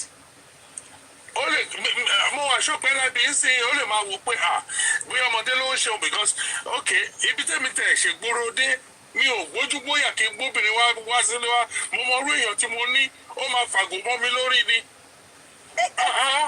So that story that he told, we can punch holes in it, and that's why when Timothy said, we already know who we are dealing with. Do you understand? So we have to deal with. We don't have to go back and forth with him. Do you understand? We're not going to go back. No. There's no story about this. There's no story about nǹkan tó wà nílẹ̀ ń sìn, right? Kì í ṣe nǹkan tẹ́ pa ní láti ẹ̀tí máa debate lé lórí. He is wrong. This guy is wrong. Ẹ jẹ́ ká sọ bó bá ṣe rí. Kì í ṣe pé mo ń try láti protect ẹ̀ bí mo ń try láti defend ẹ̀. Ó wrong. Nǹkan tó ṣe wrong. So, like I said, because I need láti ràn lọ́wọ́. You said it, Emma. You said he needs therapy. Because of help, that's the reason why he said he has to go for therapy. Otherwise, he wouldn't have said it.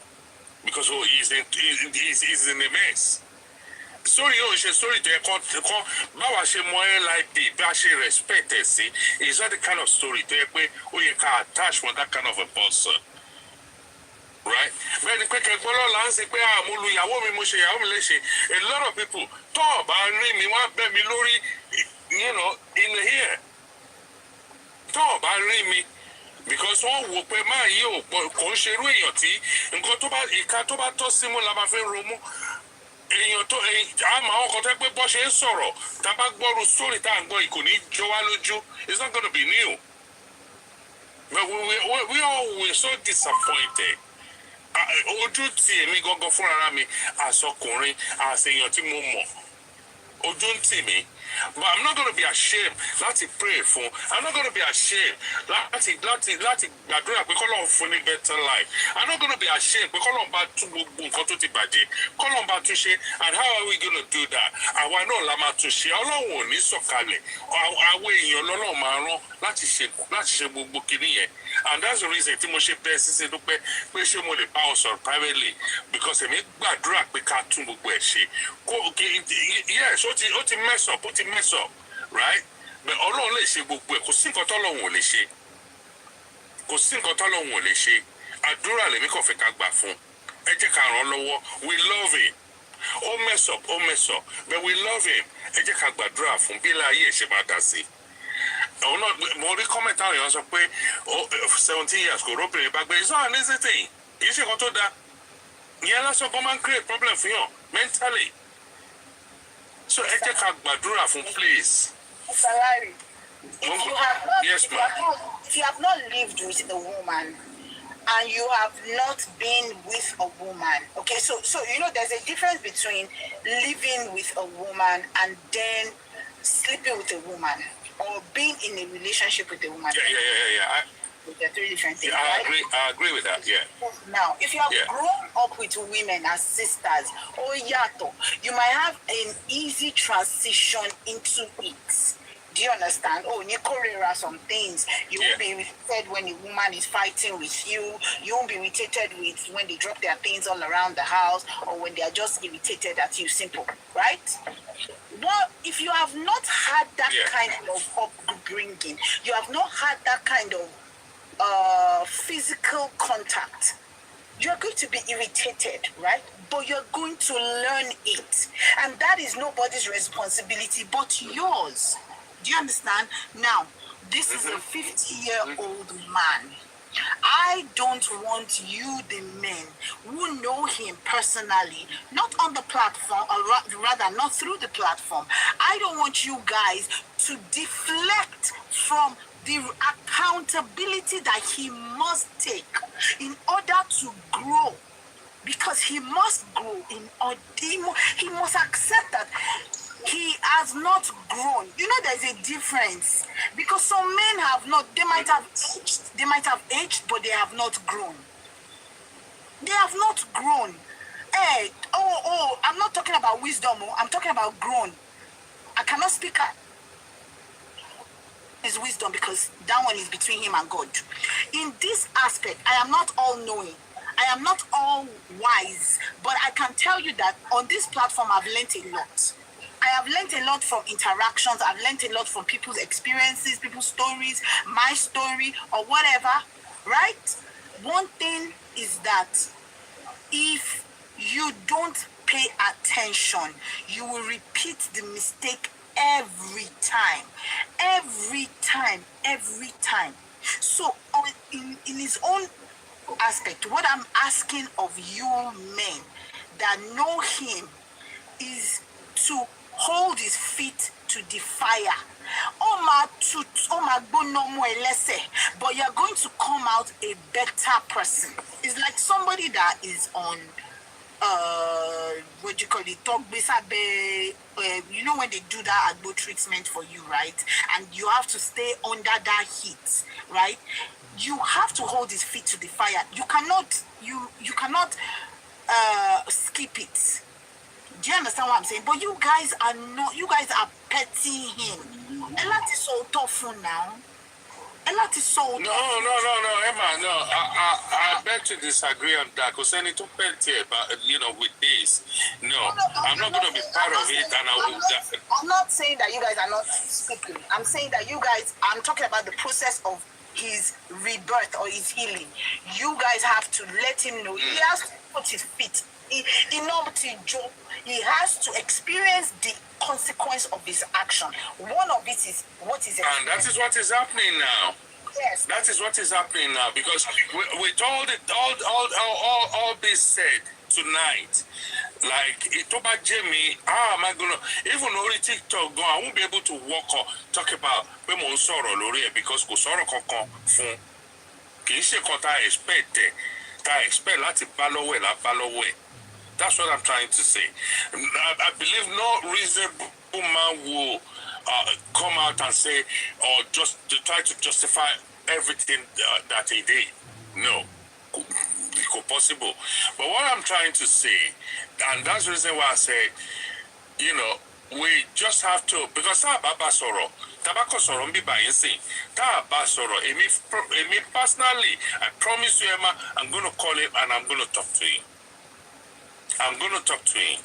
Only man like it, but I'm going to do it. Mama share for two reasons. My conscience and God. Mama share for that reason. I'm going to talk to him. Because lójú tiẹ̀ ó lè má wò pé ó lè wò pé nǹkan tó ń ṣe ò dáa. Àwa mọ̀ pé nǹkan tó ṣe ò dáa. Àwa mọ̀ pé nǹkan tó ṣe ò dáa. So we're not going to leave him. But okay, you're a bad man. Just kinotin poruko Judas ni malo. Just bother Judas. So to repent. Kò yẹ yín àforíjì ni kó repent kó tọrọ àforíjì lọ́wọ́ Ọlọ́run kó tọrọ àforíjì lọ́wọ́ woman yẹn kó tọrọ àforíjì lọ́wọ́ ọmọ ẹ̀ mo àṣọpọ̀ náà máa dáríjì 100% Ọlọ́run máa dáríjì. Bẹ̀ tó bá ní gbéraga gbóhùn òun ò ṣe kankan kò tó ń ṣe ráì Ọlọ́run ò lè dáríjì. Kì í ṣe pé o òun gangan fúnra rẹ̀ láti súnmọ́ náà ó láti bẹ̀ woman kò kì í ṣe pé bóyá kò bẹ̀ nítorí pé kò fẹ́ padà woman yẹn ti lọ́kọ ó gbádùn láìfẹ́ but try láti correct mistake ẹ̀ gbogbo bí tó ti ṣe mistake ó lè má ṣe gbogbo ẹ̀ tó 100% at least 70-80% correct ẹ̀ torí ọmọ ẹ̀ gan there's a lot of things like I said in the past there's a lot of things that you need to do because of your son. You have to do it. So ẹ má jẹ́ kí n tún sọ̀rọ̀ jù torí mo àṣọ pé a lot of people would like to contribute. But ẹ ṣe gan Mrs. Young ẹ jọ̀ọ́ ẹ bá a fi sínú àdúrà. Ẹ jọ̀ọ́ gbogbo àwọn tó bá lè help nínú àdúrà ẹ jẹ́ ká help ẹ. Kò sí nǹkan tọ́lọ́run ò lè ṣe. Kò sí nǹkan tọ́lọ́run ò lè ṣe. Ẹ ṣe púpọ̀.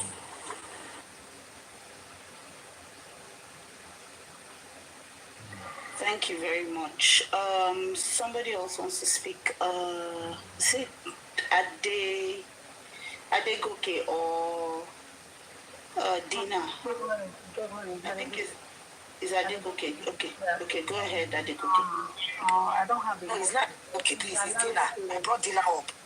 Oh, Adegoke, Dina must solo before you. Dina. Yes. Dina will speak before you, Adegoke. Dina, please go ahead. Yeah. Hi everyone. Ekaso, Ekale. Inú mi dùn gan pé wọ́n ti jẹ́ kí n wá sókè. Nǹkan tí mo fẹ́ sọ ni pé this is actually my first time joining this live. And I've really learned a lot from this live. Mo wà níbi iṣẹ́ lẹ́ni. I was literally thinking níbi tí mo jókòó sí jẹ́jẹ́ mi ni pé why will a man just think it's okay to abandon their children? Mo kàn já sí life for years out of nowhere, and it just touched my heart so much. I was like, no, we can only sympathize with the woman, but because we are not in her shoe, we cannot know how deep it is. Even if my watubani ma binu ma shekini kon koni talk because the pain she endured for that 17 years.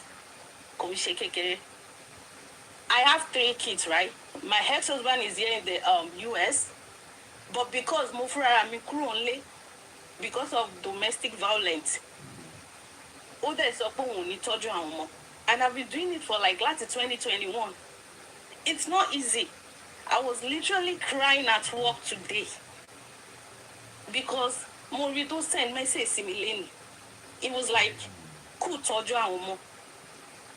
Mo ní jẹ́ kí n check in be shake pe ni àbí kí ni mo fẹ́ ṣe like. Then I went to his page. I saw him ní pé ó máa ń ship mọ́tò lọlé. Ó ń ship ẹrù. In fact, mom see wà ní comment section. I'm like, ṣé wọn ronú ni láti 2021 pé ọmọ wọn bí wọn mẹ́ta síbì kan. Wọn mọ bó ṣe ń jẹ bó ṣe ń mu. I was like, okay, Matthew, I'll go on watch the social media. My sister was like, don't do that. I was like, yes, I'm going to bring it. Because those people don't change.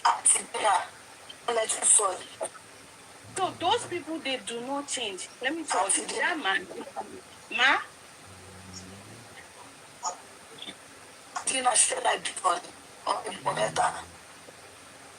Yeah. No. Move also perspective tebini. I'm talking about my story. Nipe o relate more raising a kid on your own without no help. And any you take accountability from Kotushe. From what that man is saying, could feel remorseful for anything. I want to jump on shore. From that Mr. Larry, you can tell he's taking side with that man. Won't feel remorseful, rara. So call up the man and everybody say, "Love the woman, yellow shaking nickel, call it work." He cannot do it, and even if he bring himself down to do it, ko denu abaku lashe wure bo she mabaku niye ko si kankan to fe se. So ẹ ṣe nǹkan tí mi kàn ní kémi sọ nìyẹn.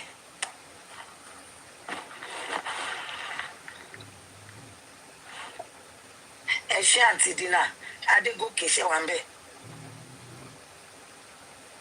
Aunty Adegoke. Hello. Yeah, hello. I don't have a much to say. Mr. Larry ti sọ èyí tó pọ̀ jù. But nǹkan kan tẹ́mi kàn ń bẹ̀rù fún ni pé Bíbélì ní pé a máa bèrè ẹ̀ṣẹ̀ bàbá wò lára ọmọ.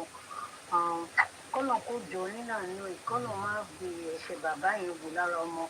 Because I've come to realize one thing nílé ayé yìí tó bá jẹ́ pé ìyàwó ló ṣe ọkọ. Tí ìyàwó yẹn bá bímọ fọ́kọ yìí, ọmọ yẹn á jẹ nínú ìyá yìí. Ìyàwó ló ṣe ọkọ ẹ̀ o. But ìyá ọmọ yẹn ó máa jẹ nínú ìyá tí ìyá ẹ̀ fi ṣe bàbá ẹ̀. But ká wá turn it around pé bàbá ló ṣe ìyàwó. Ọmọ yẹn á rí díẹ̀ nínú ìyá yẹn. So, and in my own religion, I'm talking about Christianity, and let me now turn it back to Islam. Because wọn ọ̀tẹ̀ Muslim ni LID. Nínú Quran, wọ́n ní pé téèyàn bá kú tó bá dọjọ́ gbèrúgbè ọmọ tá a bí a máa àkáǹtì fún ọmọ yẹn fún gbogbo nǹkan tá a ṣe nínú ìgbésí ayé ọmọ yẹn la máa àkáǹtì fún. àmọ́ the blue tell I didn't gbọ́ nǹkan tí mo sọ yìí tí wọ́n bá ń gbọ́ tó bá mọ̀ ọ́ tí mọ̀ pé you be accountable for everything tó ṣe fọ́mọ ẹ̀ nílé ayé kò ń ṣe kékeré kò ń ṣe ìyà díẹ̀ ìyà ńlá ni. and then mo tún wá rí pé wọ́n ní ìgbéraga ẹ̀rọ ní ìgbéraga ní ìgbéra sánlẹ̀ àwọn nǹkan kan tó yẹ kó realize ni pé wọn kì í sọ òótọ́ káwọn tó máa advice wọn ṣẹ́rí gbogbo àwọn tó ń sọ pé bí àwọn tó ń bá wọn rìn wọ́n ń take side yes they will take side because wọn ò rí lè mọ nǹkan tó ṣẹlẹ̀ wọn ò sòótọ́ nǹkan tí wọ́n ń gbọ́ lẹ́nu wọn làwọn ń judge lé lórí ká ní pé wọ́n ń sòótọ́ láti ilẹ̀ pé sí o nǹkan tí mo ti rán ìrírí tí mo ti ṣe kiri rèé kò sí ẹni tó máa bá wèrè rìn tó rí mọ̀ pé wèrè lòun bá rìn so wọ́n ṣe kù síbi tí kìíní yẹn wà but I don't mind kóbìnrin yẹn bá ń gbọ́ nítorí tọ́lọ́run kóbìnrin yẹn máa fi ṣàdúrà ọlọ́run mo mọ̀ kọ́kọ́ mi ex-husband mi ṣẹ̀ mí bọ́ gbogbo ìyà tó bá fẹ́ fi jẹ́ má jẹ́ kí ó jẹ́ pé ọmọ mi máa pé nínú ìyà yẹn mi ì ní pọ́blẹ́mù pẹ̀lú bọ́ọ̀dà tó ṣe nǹkan tó ìdá fún ìyàwó ẹ̀ o bọ́ mo ní pọ́blẹ́mù níbi tó jẹ́ pé bíbélì ti sọ pé a máa béèrè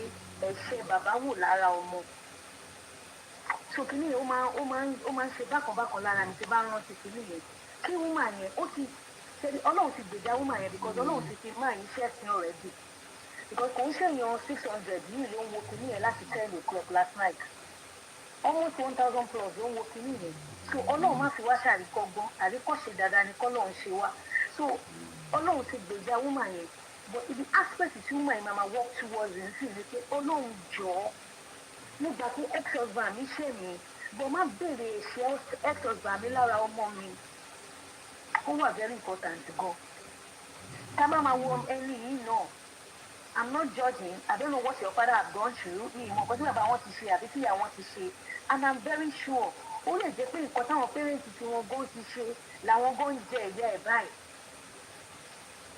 so kí wọ́n máa ń ṣàfi ṣàdúrà pé kọ́lọ́ má jẹ́ kí kìnìún yẹn ṣe but secondly ẹni tí kìíní ìṣẹ̀lẹ̀ sí ọlọ́run ó ti dá wọn lẹ́jọ́ but àwọn wá ní kọ́ wá padà lọ́sọ́dọ̀ ọlọ́run bá kọ́ lọ bẹ̀bẹ̀ fún forgiveness pé ọlọ́run jọ dáríjì mi because ká bá wo ìyà tí wọ́n ti jẹ for this 17 years he might not see it as ìyà but ìyà ló jẹ́ ọkùnrin wà for 17 years kó jẹ́ pé tó bá ń bọ̀ láti ibi iṣẹ́ ó ti ń ronú bọ̀ kò sẹ́ni tó fẹ́ wá bá sọ̀rọ̀ ní pé nǹkan tí mò ń fà ṣe nǹkan tí mò ń ṣe kò sí alábàásọ̀rọ̀ alájọsọ̀rọ̀ papọ̀ kò sí.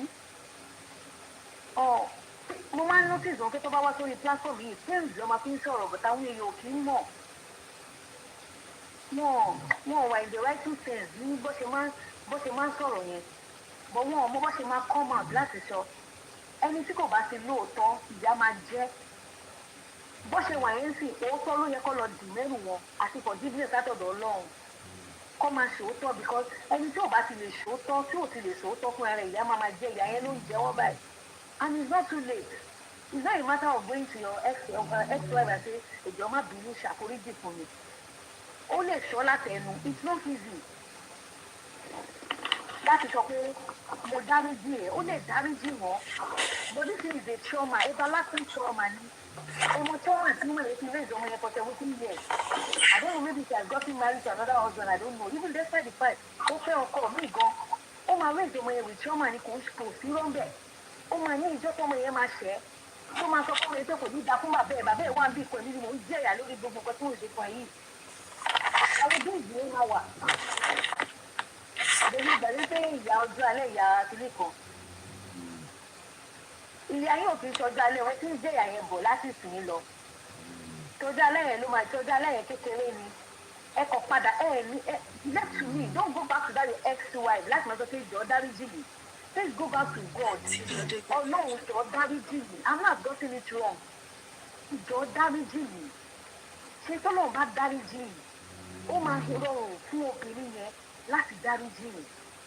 ẹ bá mú nǹkan tẹ máa àkáǹtì fún lọ́jọ́ gbẹ̀dẹ̀ àlèkè àmọ́ nǹkan tẹ máa àkáǹtì fún mo mọ̀ tẹ máa ń ka koran dáadáa o ẹ padà lọ́kẹ́ lọ ka koran yín nǹkan tẹ máa àkáǹtì fún ó máa ju gbogbo nǹkan tẹ ti ṣe sẹ́yìn yìí lọ ọlọ́run adé ṣàforíjì ọlọ́run abá yín tún ọlọ́run àbáyín tún ibi tí bàtà bá ti ń ta yín lẹ́sẹ̀ ọlọ́run àbáyín tún ọmọ gbàládùúrà ọlọ́run ní gba ìyá yín lára ọmọ yín tó ẹ ṣe gan ni jẹ́kẹ́ lómi sọ̀rọ̀ thank you very much. She don't start with Joker.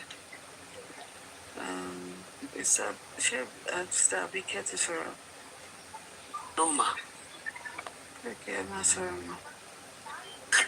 Ẹ káàárọ̀ gbogbo wa ní kọ́lé àkó àtàná. Ṣé rí nǹkan tẹ́mi kàn fẹ́ sọ pẹ̀lú ọ̀rọ̀ tá a ti ń bá bọ̀ láti alẹ́ àná. Ṣé rí kí dádì yẹn kàn lọ tọrọ ìdáríjì ẹ̀ṣẹ̀ dáadáa kàn tọrọ ìdáríjì ẹ̀ṣẹ̀ lọ́wọ́ ìṣẹ̀dá kàn tọrọ ìdáríjì ẹ̀ṣẹ̀ lọ́wọ́ Ọlọ́run kàn tún tọrọ ìdáríjì ẹ̀ṣẹ̀ lọ́wọ́ ìṣẹ̀dá wúmà yẹn. Ṣé rí eléyìí máa kọ́ most of gbogbo àwọn ọkùnrin mi lọ́gbọ́n tó jẹ́ wípé tí wọ́n bá ti bí ọmọ tó máa ti fún obìnrin lóyún tó yẹ pé wọ́n máa bá lọ ẹ̀ tó wá jẹ́ pé at the end of the day àwọn irú nǹkan tó ṣẹlẹ̀ sí woman yìí náà ó ṣẹlẹ̀ sí mi náà ó dẹ̀ tún ṣẹlẹ̀ sí èèyàn mi kan náà tó jẹ́ pé mo mọ̀ tó jẹ́ pé after 15 years máa yẹn tẹ̀lé woman yẹn lọ after 15 years yẹn woman yẹn ti kọ́lé mọ́ lára bó ṣe wá travel tó dé báyìí tí woman yẹn tí ó wá délé tí wọ́n jọ ń gbé tí woman yẹn tó ti kó kúrò nínú ilé bó ṣe fall sick nìyẹn ìyàwó ẹ̀ tó wá fẹ́ tó àbádọ́n ọmọ mẹ́ta pẹ̀lú òun ni àwọn èèyàn wá pè pé ó sick pé kó wá gbé ó wà nílé woman yẹn dè níyì báyìí tó dẹ̀ pé woman yẹn ló ń kópa fún gbogbo 15 years tó fi tẹ̀lé obìnrin lọ irú iṣu tó ṣẹlẹ̀ yìí náà ó ṣẹlẹ̀ sẹ́mi náà bó ṣe rí àwa obìnrin mo fẹ́ jẹ́ kí a máa mú stand wa ṣé tó bá ti jẹ́ wípé ọkùnrin ló bá jẹ̀bi obìnrin Ọlọ́run máa ń padà dá obìnrin yẹn láre kò sí bó ṣe fẹ́ jẹ́.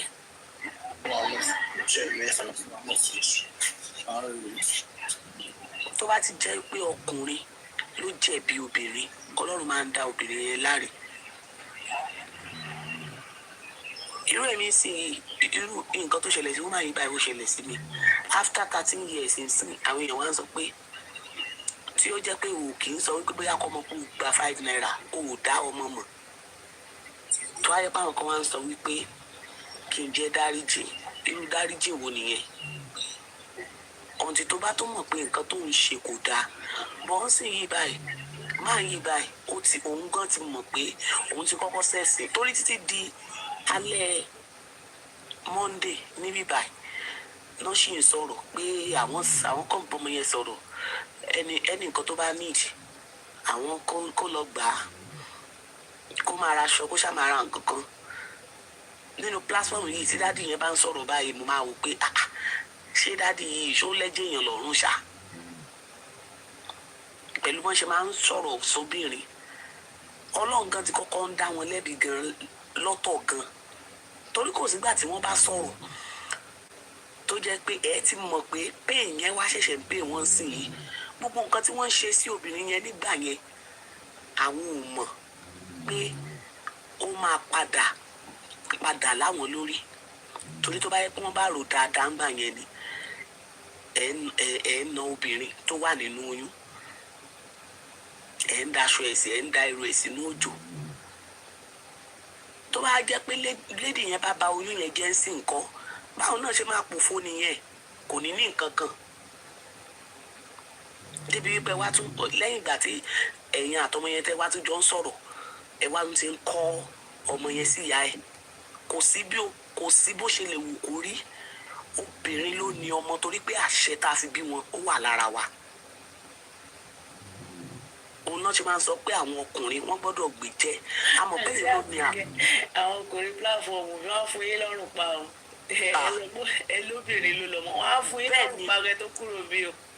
ẹ máa gbọ́ṣẹ́ rí àwa obìnrin àṣẹ tí a fi bí àwọn ọmọ yẹn ó wà lára wa wọ́n máa ń sọ fún mùsọ̀fù àwọn tó bá súnmọ́ mi pé tí o bá sọ pé ọmọ yẹn bá ń hùwàkuwà àṣẹ mẹ́ta wà lára ẹ tó jẹ́ pé o lè lò fún ọmọ ẹ ní anytime. Tó o bá lo inú ẹ, tó o bá lo abẹ́ ẹ, tó o bá lo ọmú ẹ, ọmọ yẹn máa change. Kò sí nǹkan kan tí ọmọ yẹn lè máa ṣe tí kò bá ti dùn mọ́ ẹ nínú. Tó o bá lò láti fi gbàdúrà fún ọmọ yẹn, kò sí nǹkan tó lè máa ṣe bó ṣe lè ra agbára tó, kò sí bí ogun ṣe lè máa ja ọmọ yẹn tó. Ogun yẹn máa ṣe. Irú máa yí báyìí wọ́n ti mọ̀ pé àwọn ti kọ́kọ́ ẹni pé látàárọ̀ báyìí wọ́n sọ̀rọ̀. Ìgbà tí wọ́n kọ́ fẹ́ sọ̀rọ̀ lẹ́ǹkan gan, àwọn gan tí wọ́n ti ń kálùlù, wọ́n ti mọ̀ pé àwọn ti wà kíní. Kò dẹ̀ kí n ṣe bíbá yìí nìkan náà ti máa ń sọ̀rọ̀. Àmọ́ yí platform mi tí mo ti máa ń rí wọn tó ẹ pé mọ́dẹ̀ ṣe máa ń sọ̀rọ̀ nìyẹn. Ẹ ti rí i pé gbogbo àwọn tí wọ́n wá ń kó ká nígbà yẹn, àwọn guest tó ń kó ká, àwọn woman friend tó ń kó ká gbà yẹn, kò sí kankan tó lè dúró tí wọ́n sì ń torí pé ìwà ò kì í foni wá sílẹ̀. Eléyìí máa kọ́ gbogbo àwọn ọkùnrin náà lọ́gbọ́n pé kán máa ṣe dáadáa sí obìnrin. Ẹni obìnrin ó bímọ fún ẹ, kò bímọ fún ẹ, máa treat obìnrin well. Ọkùnrin tí ò bá ti treat obìnrin dáadáa, ìgbẹ̀yìn ayé ẹ̀ kò kí ń dáa. Àwa obìnrin dẹ̀ lélẹ́yìí mo máa ń sọ fáwọn obìnrin, kọ́kọ́ jà kó níṣẹ́ ẹ lọ́wọ́. Tó bá yẹ pé woman yẹn kò bá múra sọ́rọ̀ ayé ẹ̀ báyìí, ó ṣe é ṣe kó jẹ́ pé nǹkan tó ṣẹlẹ̀ lẹ́nu yìí kò ní ṣẹlẹ̀ sí. Torí tó bá yẹ pé ẹni tí kò bá wà òkè, kò ní ṣẹ̀ṣẹ̀ jẹ́ wípé a máa rubbish kẹ́, ó máa sọ̀rọ̀ sí tẹ́kù máa mọ lára ni. Bọ̀ kò sí whatever may be, tí ó bá ti jẹ́ wípé obìnrin kọ́ ni ó ṣe ọkùnrin, obìnrin yẹn máa rọ́nà lọ. Bọ̀ tó bá jẹ́ pé obìnrin ló bá ṣe ọkùnrin, ó máa wá difficult fún obìnrin yẹn láti lè sọ pé òun fẹ́ débi gíga. Àwa obìnrin a gbọ́dọ̀ wà very very very careful. Torí irú dádì yìí báyìí tí wọ́n máa ń gbogbo bọ́n ṣe máa ń sọ̀rọ̀ yẹn, mo kàn máa ń gbà sẹ́ni yìí ṣó lẹ́jẹ̀ èèyàn lọ́rùn báyìí pẹ̀lú bọ́n ṣe máa ń sọ̀rọ̀ yìí. Bọ́n tún máa wò pé wẹ́ẹ́ bí àwọn èèyàn náà ṣe máa ń dákú wọn pé kinní bọ̀ wọ́n ṣá máa ń fẹ́ jẹ́ kó jẹ́ pé ìsìn títí di alẹ́ ìjẹta náà ṣì ń sọ̀rọ̀ pé kò jẹ́ káwọn rí ọmọ àwọn, kò yẹ káwọn ṣe mo tún wò pé tẹ́ ẹ bá ṣe dáadáa sí ẹni tó bímọ fún yín, kò ní sọ wípé kẹ́ ẹ má rí ọmọ. Ṣé irú ọmọ báyìí tó jẹ́ pé stéètì kan náà lèmi àti bàbá ẹ̀ jọ wà, tó dẹ̀ pé láti 1 year ló ti rí, is now 13 years. Ṣé tó bá rí ṣó lè dààmú? Ṣé kò dẹ̀ sọ pé kó gba 1 naira? Sister Abikemi ẹjọ́ ẹ bá mi round up. So Ọlọ́run máa ràn wá lọ́wọ́. Mo ti like program alẹ́ dáadáa, mo gbádùn ẹ̀. Gbogbo wa pátápátá lọ́lọ́run dẹ̀ máa ràn lọ́wọ́, la máa ráàánú gbàlagbà rọ̀ lọ. Ṣé máa. Thank you, Mr. Leyo. Thank you. Who else has not spoken? Ṣé Sister Dina, Sister Dejoke ti sọ̀rọ̀? Sister Dina, Sister Dejoke, are you there? Sister Dupe, they've all spoken. All right. But the only person that's spoken is Glove. Sparkling wine, Laya. We're going to call it a night. Thank you so much, everybody. Yeah. I won't say more than that. Eminence in me. Eminence, you are up. Jẹ́ kí n sọ̀rọ̀, ó dàbọ̀, ó dàrọ̀. Ó yẹ sọ̀rọ̀ bẹ́ẹ̀ yẹn. Eminence, abeg leave me. Nǹkan tó wá ṣe lókè náà ló ti ṣe.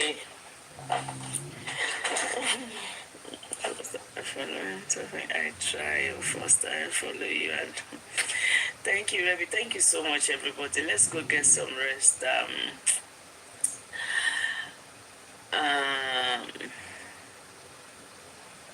I have a feeling that something good will still come out of this. I don't know what it is. I just hope that, whoever that needs it is able to take 1 or 2 things. Kò sí ẹni tó mọ̀ tán, kò sí ẹni tó mọ̀ tán nínú gbogbo wa. We all have our shortcomings. There is no perfect being. We all have, kò sí ẹni tó máa gbóòórùn ìsàlẹ̀ tí ò ní ní a little bit of smell.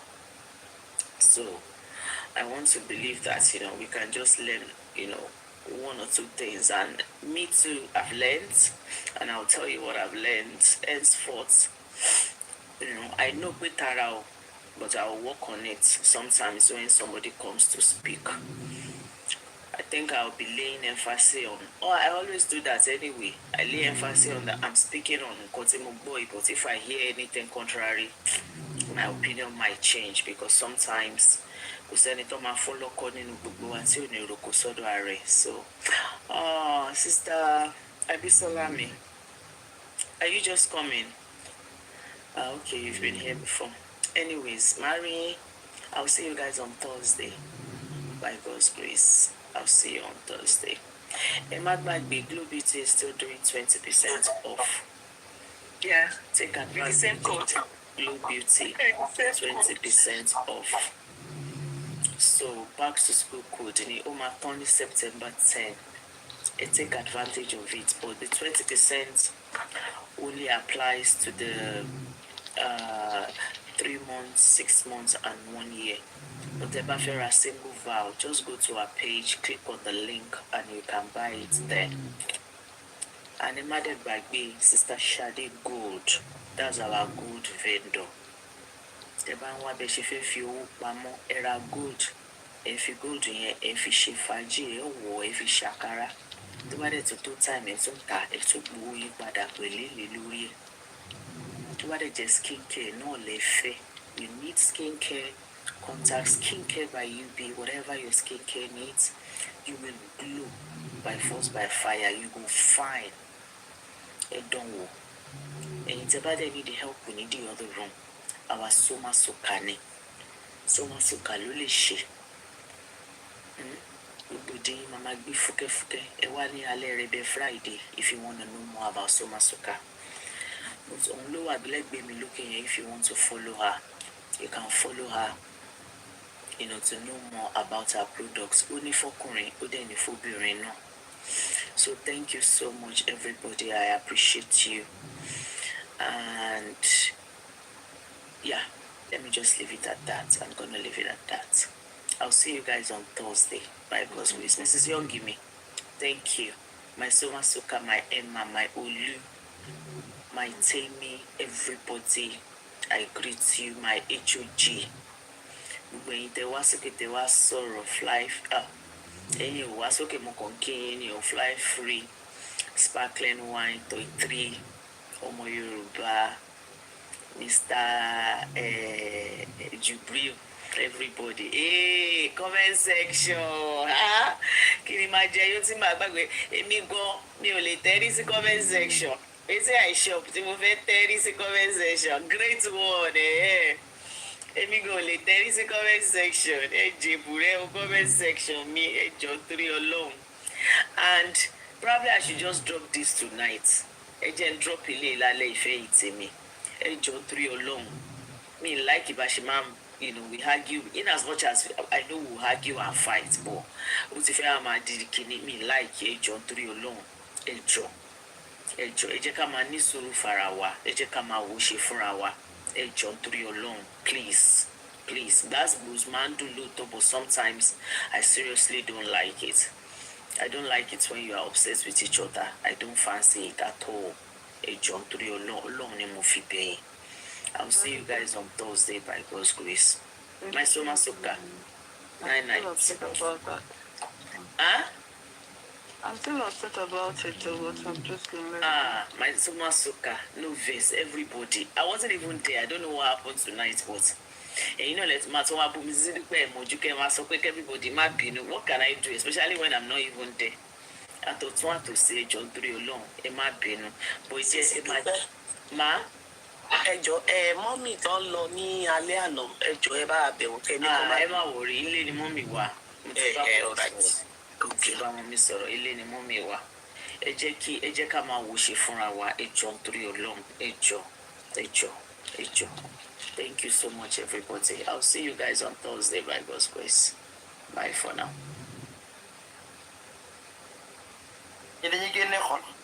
Non, dañuy jeexal xol doo jël say responsabilité. Mais toi, tu dois toujours te servir. Et toi, tu sers à quoi? Lan ngay servir sa dëkk yow lan nga def loo xamante ne lii man maa ko def maa ko contribuer pour sama dëkk. mais toog rek muy dox toog bëgg lépp nooy lépp ñëw fekk si la yàlla sax dafa la ne et toi et le ciel t'aidera boo toogee boo waqiliwul yàlla du la may dara te bu lay may neewu la ne ami kaay laay tiens je te donne am na toujours fu mu koy roofee jaarale ko foofu yow ñu ne ñun ay jullit lañu war a gëm yàlla doyloo ci yàlla fii kenn du jël wërsëgu kenn li yàlla namm ci yow li la yàlla wàcceel ba nga yegsee ni plus ni moins loolu ngay am te bés bu jeexee la nga war a am ci sur terre booy dem sa heure bu jotee da ngay dem kan moo xam ne ban heure lay def personne ne le sait du ñoo ngi nii dañuy wut bu ñu wutee bu ñu amee est-ce que dañuy neene ne kan la ñuy xalaat ku ci liggéey ñun ñëpp ba ci man mii bu ñu liggéeyee ba am xaalis dañuy bégee ba mu neex voilà bu ñu jaaxlee ñu ñëw ne xaaral ma dem dellu si ci yàlla ñëw ñaan ko mais yàlla bu doon fayantoo ñun moom mi ñu sàkk teg ñu fii bu ko neexoon en un fragment de seconde mu ëlbati monde bi est-ce que da ko def defu ko wàccee ñu ñun il a créé tous les êtres sur terre ñu jël ñu ñun taamu ci fi ne ci li ma sàkk nit laa ci gën a fonk moom laa ci gën a bëgg waaye yàlla moo bind maye te yemalewul suñu juróomi baaraam yii nu ñu sutantee noonu la yàlla mayee am na ñoo xamante ne nag fii ci suuf ba keroog yoomal xiyaam duñu mus a torox duñu mus a sonn am na ñoo xamante ne nag fii dañuy sonn fële dañuy sonn loolu mbiram suñu borom la am na ñoo xamante ne fii dañ fiy sonn bu ñu demee fii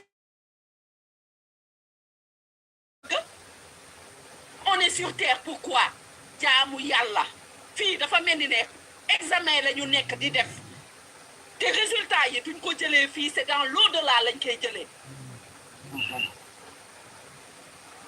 waa léegi ñun ñu ne ñun duñu jéggalante duñu baalante kaamilu alxuraan bii lépp a ngi ci biir yàlla nee la man boo jullee ci yonente bi benn ma julli ci yow fukk waa léegi yow yaa xalti mulaani yow lan nga bëgg yow bëgg nga sa examen boo demee mu jàll kon boobu defal li la war comme ça boo demee nga jàll booy dem da ngay yóbbu sa pap da ngay yóbbu sa yaay yow ñetti ñu ne yàlla nee na ñetti guddi bàmmeel booy dugg sa bàmmeel lan ngay yóbbu yow dong ni nga ñëwee yow kenn nekk sa biiru yaay génn yow kenn yaa am sa bàmmeel yow kenn yaa fay toog nakiir ak mukiir yow lañ fay fekk si te booy dem yaay yennu say jëf yóbbaale ko kii yàlla ne moo ko taal ngeen ne yéen doot lii du fi am yàlla bëgg Sénégal ndax yàlla moo bëgg Sénégal ba wàcceel ñu kii muy Ousmane Sonko te yàlla moo nama lii ci moom loo leen wax ci moom day mel ni diwli grip lay def watta ci suuf ngeen ne doo leen bàyyi yow lan ngeen bëgg seen dëkk avancé wala ngeen di reculer parce que man des fois damay naan man ne sénégalais yi man ñiy wéruñu damay ne ñii wéruñu parce que yow munoo am genre nit ku mel nii xam administration suñu ma déggee ñenn ñi ñu naan Ousmane Sonko xamul dara yow ku liggéey 15 ans impôt et domaine xam lépp luy état di leen génn di leen wax de 1960 de nos jours da ngeen mës a gis nit ku nekk ci état di ñu wax di ñu expliquer ñuy xam di wax de plus petit laa la wax au plus grand jaaykatu ndox bi jaaykatu gerte caaf bi ñëpp mu expliquer leen nee ne lii mooy seen wàll ci dëkk bi lii ak lii ak lii taal xel yi ba ñëpp a tàkk ba léegi amatul benn xale sax boo mun a wax ne ko Sénégal boo ko waxee mu ne la xola Ousmane Sonko nga dee leen ne Diomaye ñu ne la il a trahi waa léegi ñun mag yi ñi nga xamante ne xel jëriñu lu dul xalaat ñu war a réfléchir ñu ne duñu réfléchir ndax lan au lieu d'écouter avec notre cerveau et de réfléchir suñu xol moom la ñuy jël di ko jiital la haine la méchanceté. Pourquoi on ne peut pas se contenter de ce qu'on a et se limiter à ça? Et se dire que je ne vais pas lorgner l'assiette de mon voisin pour voir ce qu'il a et c'est ce que je veux. Est-ce que tu sais que ce voisin-là, comment il a fait pour avoir ce qu'il a dans son assiette?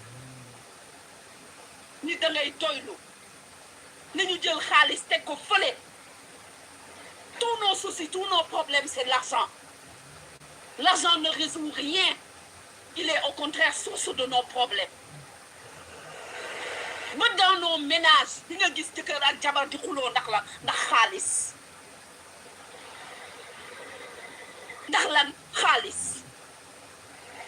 Keroog si sa bàmmeel ak sa xaalis googu ngay rey sa bopp danga koy yóbbaale doo ko yóbbu.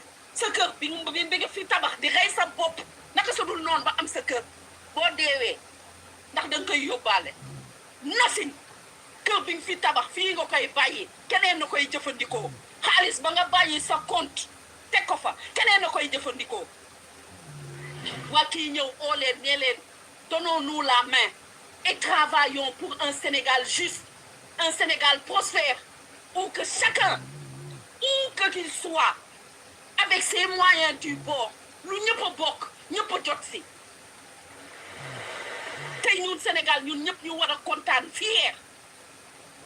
Mais kii kat bëgg na kii doomu réew bi la génnul dem il a fait tout son cursus au Sénégal bëgg réew bi xam ni réew bi di doxee nee leen kaay de 1960 à nos jours man fekkee naa fi ñetti élection fekkee naa Abdou Diouf fekkee naa Ablaye Wade fekkee naa Macky Sall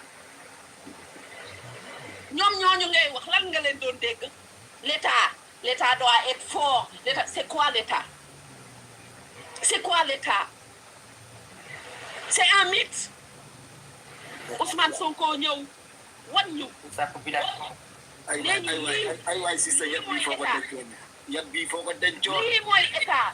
Lii liñ lay wax nii dañ leen nay nax dañ leen di tuur lëndëm. Mais c'était juste un moyen pour nous endormir et voler l'argent. Mais mon gars, Sénégal, hier, tu étais un apprenti. Aujourd'hui, tu te retrouves à être un milliardaire. Je rêve ou quoi? Et les gens, au lieu de réfléchir en disant, mais comment il a fait en si peu de temps pour devenir un milliardaire? Non. Waouh, mon fils, ça c'est nip. Mon fils, wahli. Mon fils, wahla. Vous allez voir c'est factuel. De 2019 jusqu'à nos jours, il a parlé. Et que tu n'as pas besoin là, le voir. Ils sont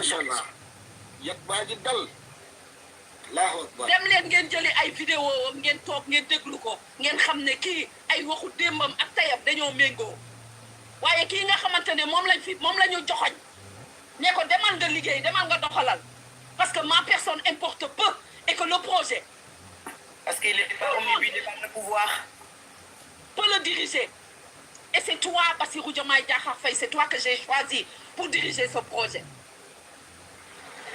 mais est-ce qu'il était le plus beau? Ou il était le plus intelligent? Il y avait El Malik Ndiaye, il y avait Binom Souley, il y avait Abbas Fall et tant d'autres.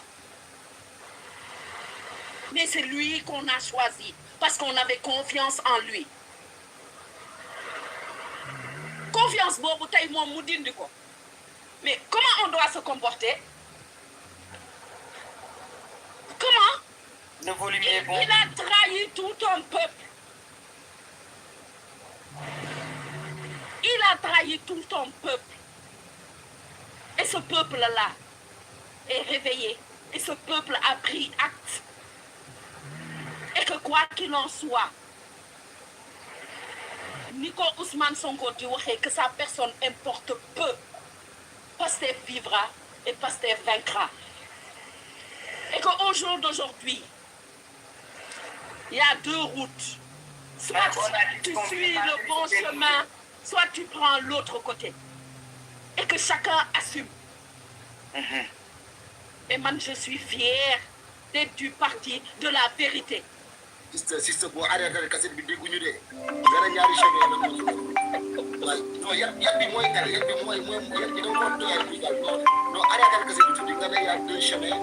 chemins, celle de la vérité et celle du mensonge.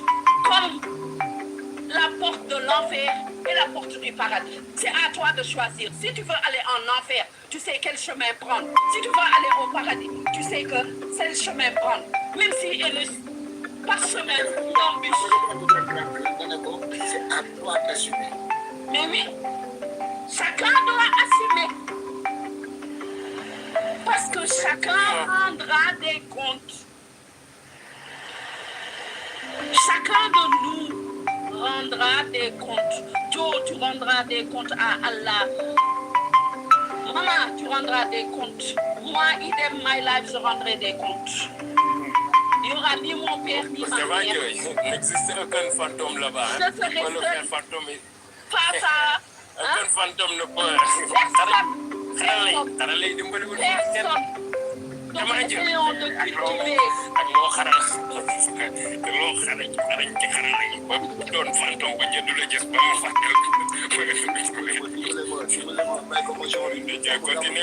Non, moom laa koy jox dama apprécier ci système bi continue. That's what we gonna go, man.